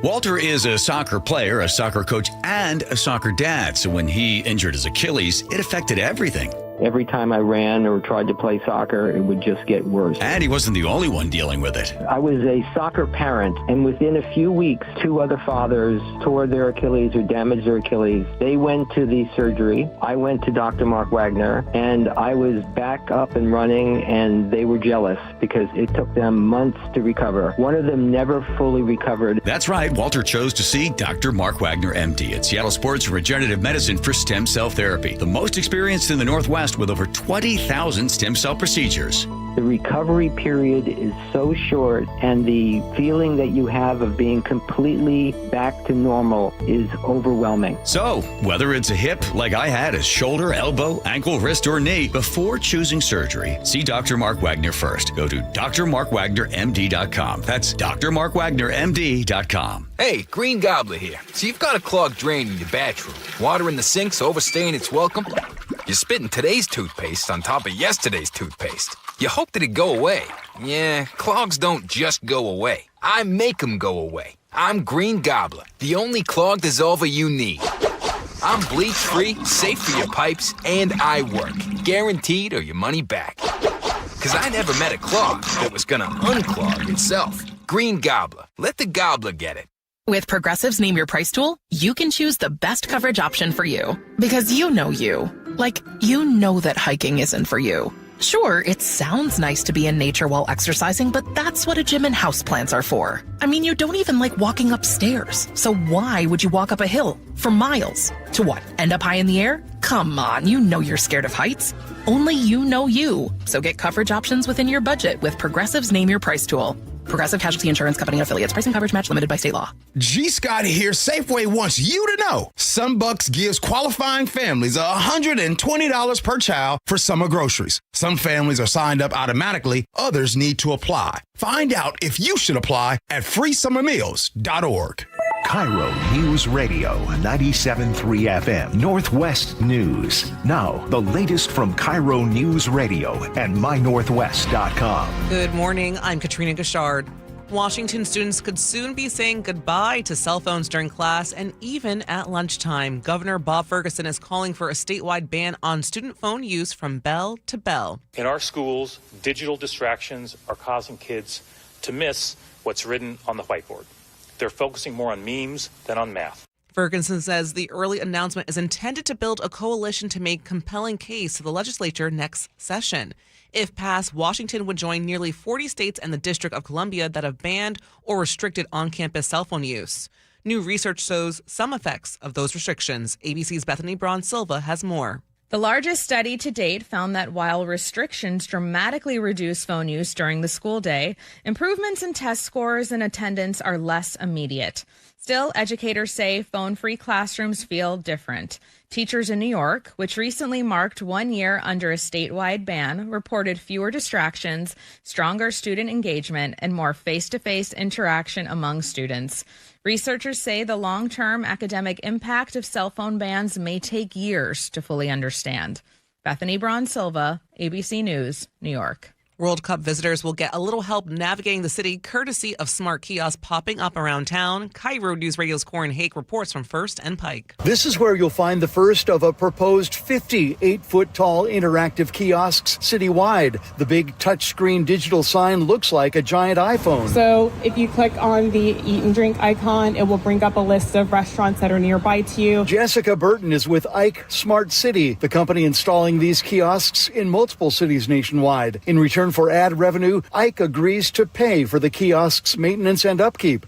This one is open now. There should be 20 more kiosks operating downtown, in West Seattle, in Ballard, and elsewhere by year's end. At First and Pike, Corwin Hake, KIRO News Radio. SeaTac Airport is restricting its popular Spot Saver service. Beginning Friday, SeaTac will not offer this expedite service on select busy days between 6 a.m. and 10 a.m. To accommodate demand, the airport will add Spot Saver for early bird travelers on these days between 4 and 6. You can find the select dates on portofseattle.org. American Airlines is marking its 100th anniversary with another major milestone for Boeing. The carrier has taken delivery of its 100th Boeing 737 MAX aircraft. The airline still needs about 140 Boeing jets on order, including additional 737 MAX aircraft and Dreamliners. The delivery comes as Boeing works to increase production in Everett. Now to your KIRO News Radio real-time traffic. This traffic report is brought to you by Harborstone Credit Union. The Valley Freeway is about half an hour right now from Puyallup to Renton. There's a few brake lights on northbound 405 right now. It'll take you about 25 minutes out of Renton up to Bellevue. Better way to Seattle is about 45 minutes, and coming out of Snohomish County, it's about 50 minutes from Everett to Seattle. Lake bridges are clear. Earn up to $30 per month just for using your Harborstone PNW Cashback debit card. Open your free checking account online today, harborstone.com/cash. And for your weather, rain turning to showers with breezy and cool conditions. Highs will be in the low 60s. Right now, it's about 58 in downtown Seattle. I'm Katrina Gashard, KIRO News Radio. Your best source for local news. You're listening to KIRO News Radio, Northwest News.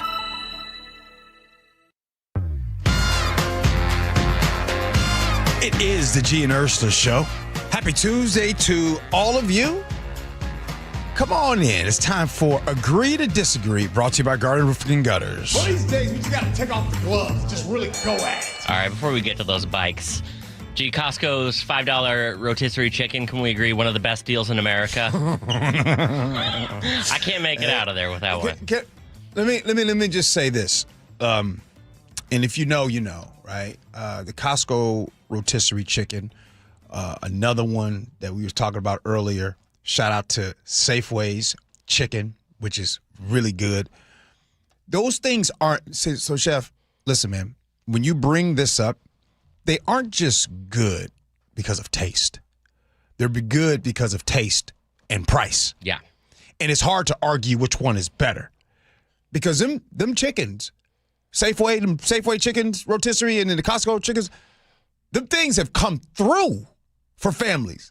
Like, really, you go after work, you and your kids, you guys have that chicken, and it saves lives. So when you bring that chicken up, there's really some, like, connections and relationships. So what you got to say about rotisserie chicken? Well, some people have a problem with Costco's rotisserie chicken. So class action lawsuit in California has been filed. They're accusing Costco of lying about the preservatives in those delicious birds.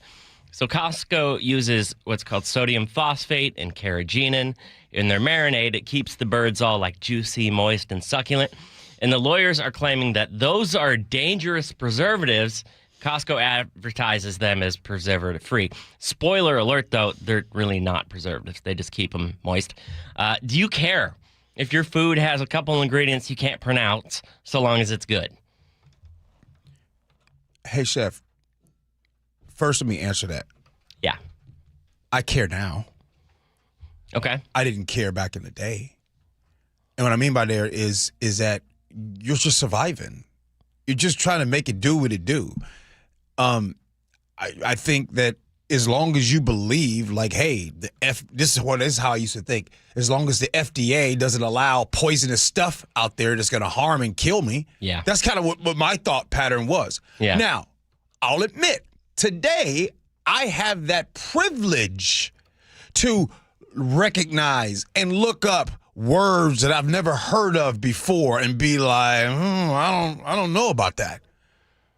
But in the case of the Costco chicken, look, man, I'd argue that Costco chicken has saved more lives than a little bit. Now, and people would say, oh, man, whatever happened to G? What happened to him? Ah, man, he ate too much rotisserie chicken. That ain't what happened. It was probably the other things that he did surrounding the rotisserie chicken. So as for me, again, I'm not an expert, but rotisserie chicken ain't done nothing to nobody. I agree. There's nothing wrong with those ingredients, by the way. I think a lot of people get scared of words they can't pronounce, but there's a difference between a dangerous chemical and most of what's allowed in food. And like carrageenan is just, it's sea moss. It helps keep juice in the bird. Sodium phosphate is literally 2 elements, sodium and phosphate. Together, it's completely fine. The birds are delicious. Before we move on, maybe not so much today, but has there ever been a restaurant that you have gone to that you love the food, but it's not the cleanest place? Oh, yeah, for sure. You ever traveled? I mean... You know what I mean? So, like, it's dirty, but it's like, it's worth it? Absolutely. Okay, what's next? All right. Washington State's cracking down on kids who are riding e-bikes. So starting this week, Thursday, e-bikes in our state have to have working pedals, and they can't use a motor power to go faster than 20 miles per hour. Yeah. So anything faster than that is legally considered a motorcycle. Yeah. That might sound technical, but most of the popular e-bikes that kids have are going to be off limits to kids. So like the e-motos, e-bikes, they can go faster than 20. Yeah. And kids can't have a motorcycle license. I mean, law enforcement says, look, we see a lot of crashes, kids on these fast e-bikes, e-motos, etc. Do you think kids should be restricted from being on an e-bike or moto that goes like 30, 35? And when you say kids, you mean kids under 18? Well, yeah, because I think you have to be 18 to get a motorcycle license. Yeah. See, I'm scared of y'all. I'm scared that I'm going to give this opinion and y'all go, you know I ain't scared. I'm just joking. Yes, I do think that there needs to be some limitations for some of these kids getting on these e-bikes because a lot of times they are, these are leading to a lot of problems. You know, these ER places, urgent cares, they're filling up because of these e-bikes. And look, it's one thing to have adults go out here and do something dumb, but the e-bikes, yeah, I agree with that. Okay, so quick correction on my end. You can, at age 16, get a motorcycle endorsement in Washington State. I think this makes sense from a safety perspective. My problem is, like, I see kids on these things riding around at 30 miles an hour or whatever. I didn't have options like that when I was a kid. My little butt had to get on my bike, and if I wanted to go to my friend's house, I had to use, like, my actual muscles and pump my legs and burn calories to get places. And now kids have motors on freaking everything. Do you want Matthew having this? Heck no. Okay, just want to make sure. No, pump your legs, dude. Like, you sit on the couch enough. Like, we have so much of a digital life today. When I say go outside, I don't mean go outside and, like, get on the Segway and roll to your buddy's house. Yeah. Walk, ride a bike. Kids are lazy. Yeah, I don't disagree. I didn't want to take up that fight with y'all today. Hey, coming up next here on the show, you know we're not doing text messages, but we do have some fun for you. We'll do it next. Gee Ursula.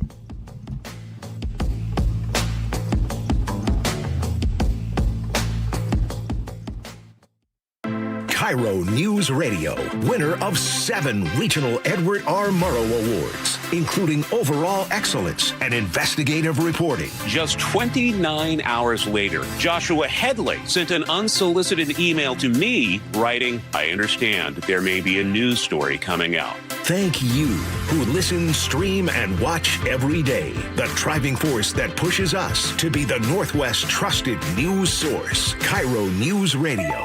97.3 FM.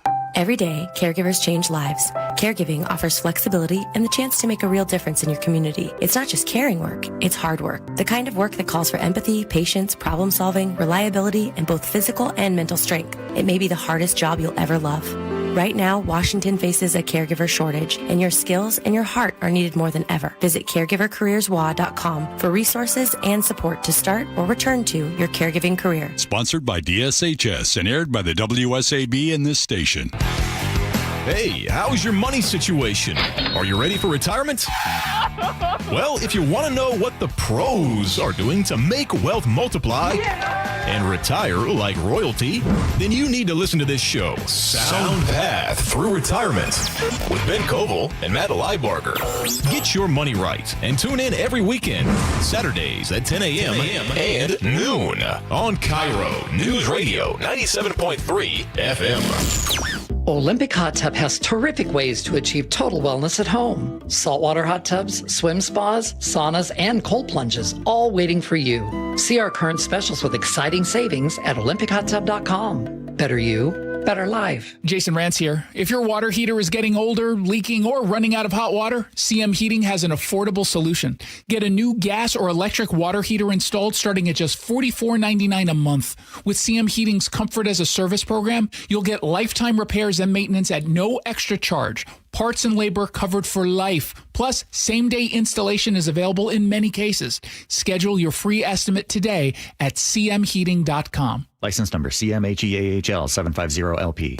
Have something to say? We'd love to hear it. Text KIRO News Radio at 888-973-KIRO.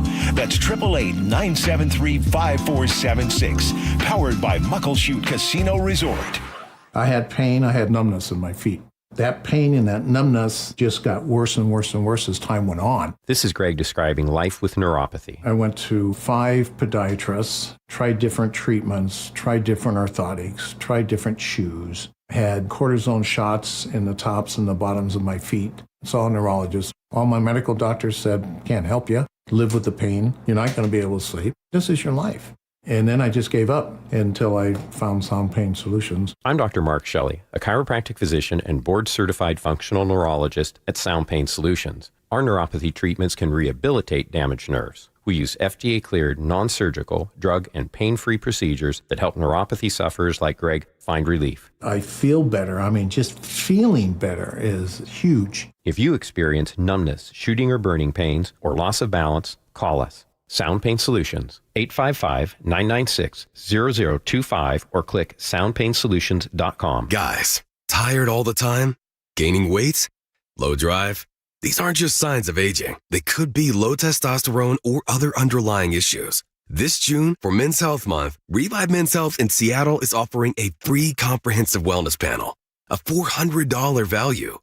It checks your testosterone, blood sugar, cholesterol, kidney, liver, thyroid, and heart health. No guessing, just answers. Over 100,000 men have trusted Revive to get real results. More energy, better sleep, improved mood, and confidence that shows. If something feels off, don't wait. Take control and protect your long-term health by knowing your numbers. This offer ends June 30th. Schedule your free comprehensive wellness panel today. Call 206-529-1111. That's 206-529-1111. Or visit ReviveMen'sHealth.com.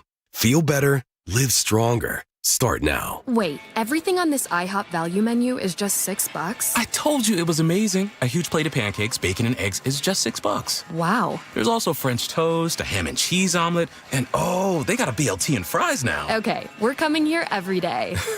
You don't have to tell me twice. Feast for just $6 with the IHOP value menu. $7 in some locations, available every day for a limited time at participating restaurants in the U.S. Hours may vary. No substitutions. Not valid with other discounts or promotions. Prices may vary.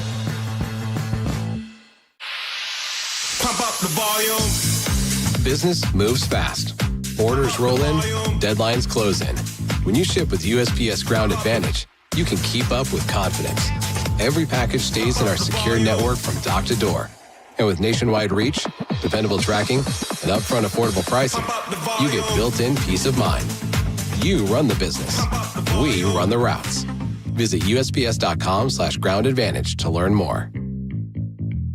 For over 50 years, Bucky's Complete Auto Repair has been the one locals trust for fast, friendly service with guaranteed repairs. With 16 family-owned locations and a Carfax preferred badge, Bucky's makes it easy with same-day service and available financing. Visit buckys.com. Your windows and doors play a huge role in your home's efficiency and comfort. Choose Lake Washington Windows and Doors for windows that are up to 25% more energy efficient than Energy Star standards and reduce noise by up to 50%. Visit LakeWashingtonWindows.com today. Holy smokes! The On Cruise Adventures Rick Riz Show. What happened at the ballpark yesterday? Sparky's sitting on my scorebook here, my cat. Friday mornings at 8:15 on Seattle's Morning News.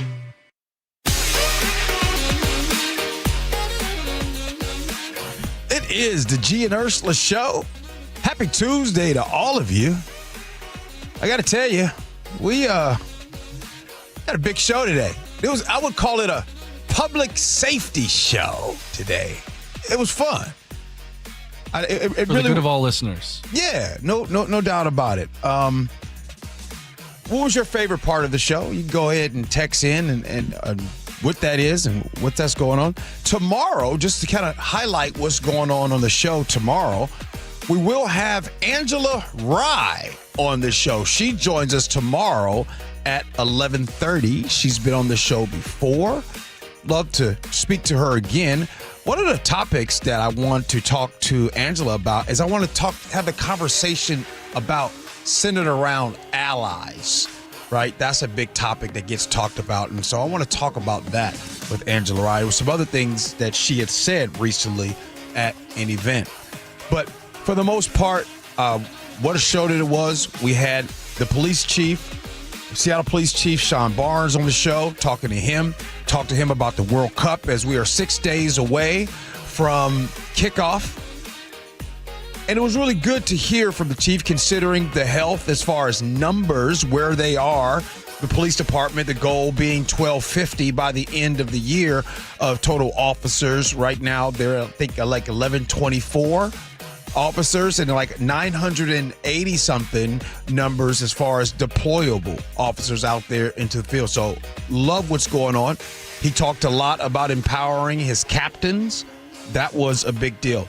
And then we also had on the sheriff of Thurston County. Love talking to Sheriff Derek Sanders and him talking about what's going on down there. And he alluded to and talked about, yes, there's cuts that's happening, yes, in Thurston County, but he also talked about the bigger portion of everything, because there's a lot of cuts from the state and the big budget deficit that is happening here. As you all know, Friday, the governor of Washington, Governor Bob Ferguson, put out that talking about the deficit and what's going to have to happen to address those needs. So having the sheriff on and listening to him, because it was kind of interesting. One of the things that stood out, one of the things that he said, and I want to see if you agree with this or not. He says, because as you all know, the captains have kind of come out against the sheriff right now and everything that is going on. And one of the things that he had said was, and he's like, hey, I answer to the people. And him saying that, I was like, oh, okay. Because as you all know right now, the Captains Association, right, they kind of called him a little bit of a social media influencer. And the thing about Sheriff Sanders is this is one of those damned if you do, damned if you don't, right? Because if he stays away and doesn't say anything, then there's lack of transparency. Or if he does and gets on social media and says things and responds to comments or responds to even media or anybody, then it's too much. And I know that you're listening right now and you say, well, what's the happy medium? I don't think a happy medium exists, if that makes sense. I think that there are some that say, I don't want to see the sheriff at all be on social media. And are you in that camp? Are you someone that says, I don't want him to say anything? I just want to get it when he does an interview with KIRO Newsradio or he does a press conference. That's the only time I want to hear from the sheriff. But then sometimes if we do that, then we complain about never being in contact or being to feel like we're not listened to. Or are you someone that is okay because these are the times that we are in. We're in the times where social media is right here in our face. Chef, where do you stand on that one? I'm just curious. Because I know there's a sweet spot. You know what I don't want? I don't want someone who's holed up in their office and strictly beholden to the few fine folks that have the privilege and purview to see them. I mean, I will note with Sheriff Sanders that, we had one of our listeners write in and say, hey, please tell Sheriff Sanders that we're really looking forward to seeing him at our Rotary Club event coming up, in a couple weeks. And so I think being visible in a smaller county is important, especially where it's rural. And people may not be as connected. And it's important to show up to those small in-person events where you get to meet your constituents. Had another person text in, say that they really appreciated the fact that, they knocked on his door when he ran for sheriff and actually talked to him, and he's been available. So I find the charge that somebody's a social media star who also makes in-person connections to be a little bit weak. Yeah. And by the way, I asked him a couple of tough questions early on, because one of the things I've noticed, man, people be gunning after the sheriff, like coming after him, he took a picture with some amazing folks in the Muslim community. And I just looked at the comments and I'm like, whoa, these comments are not cool. I mean, aren't we supposed to all love and be community? I mean, isn't that what we want? And I know another thing that we want, and I definitely don't want your sheriff to be political. You know what I mean? You want your sheriff to be welcoming for everyone, right? Left, Muslim, Christian, doesn't matter. That's actually what I respect. And by the way, you guys know me. You know me. If I didn't respect that dude, I don't think I would talk about him favorable. There's other sheriffs. Anyway, that's time for Words to Live By. What do you got, Chef? All right, this is from James Q. Wilson. He's probably the most influential criminologist in modern American history. He literally wrote the book Broken Windows. His most astute observation about policing, I want you to think about this when you hear about crime. He says, fear of crime is important as crime itself. That's a good one. Thanks, Chef. Appreciate you. Ian, appreciate you, man. Hey, the Jake and Spike show, they're coming in next. Stick around. Do this again tomorrow. Appreciate you for listening. Love you for that. And as always, be kind. Hope you have as much fun as we have. So long, everybody.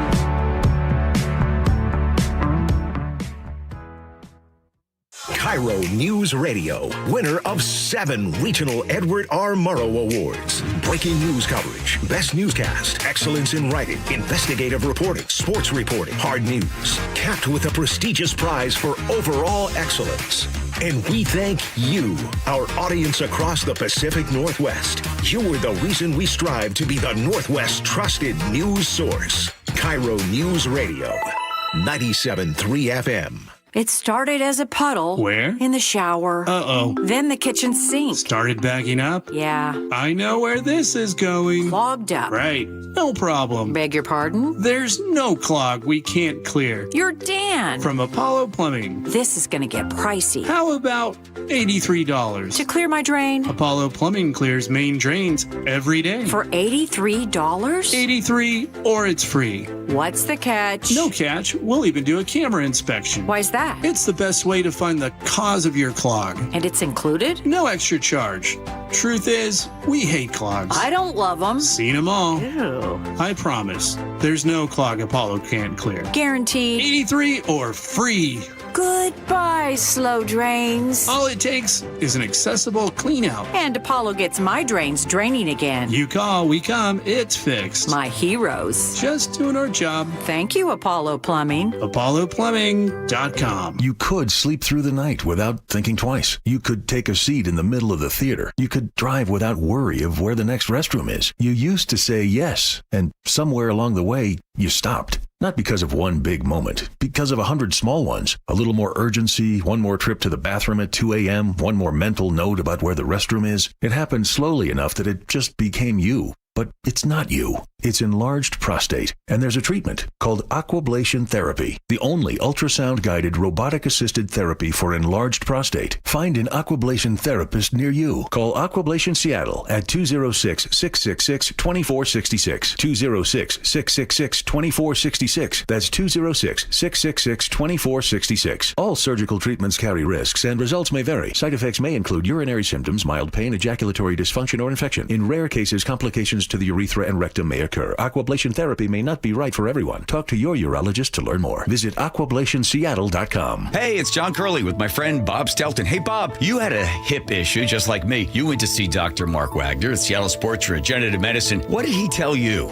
You got a torn labrum, you got a frayed ligament, you've got arthritis developing. He said, this isn't going to fix everything, but it will go a long way. I was walking around at about an 8 pain level. I couldn't walk that far before the pain would kick in, and it was impacting my workouts and just really impacting my day-to-day stuff beyond jiu-jitsu. So, just like me, Dr. Wagner does stem cell on your hip. How you feeling now? I feel like I've gotten back to being who I was prior to the injuries, which was somebody who's very active, loves being out there outside when the weather's great, being on the motorcycle, sparring in jiu-jitsu, working out. I can do all of those things now. So whether it's a shoulder, a hip, a wrist, knee, or elbow, before you choose surgery, see our friend, Dr. Wagner first. He'll tell you if stem cell is right for you. drmarkwagnermd.com. Make an appointment at drmarkwagnermd.com. Wesley Financial Group is not a law firm. Ask yourself this question. Is it really worth holding on to that timeshare that you know you need to get rid of? Here's the truth. The average maintenance fee just went up over 17%. That could have been 117%, and there's nothing you can do about it. When you buy a timeshare, you give them a blank check for annual maintenance and assessment fees. I'm Chuck McDowell, founder of Wesley Financial Group. For 15 years, I've helped over 50,000 families cancel their timeshare. Not sell it, not transfer it, cancel it. Did you buy a timeshare because they told you it was a great investment and your maintenance fees would never go up? That's a lie. Are you ready to get rid of your timeshare once and for all? Simply call us and I'll send you our timeshare exit kit that explains all your options for cancellation. Call Wesley now for your timeshare exit kit. 800-979-3535. That's 800-979-3535.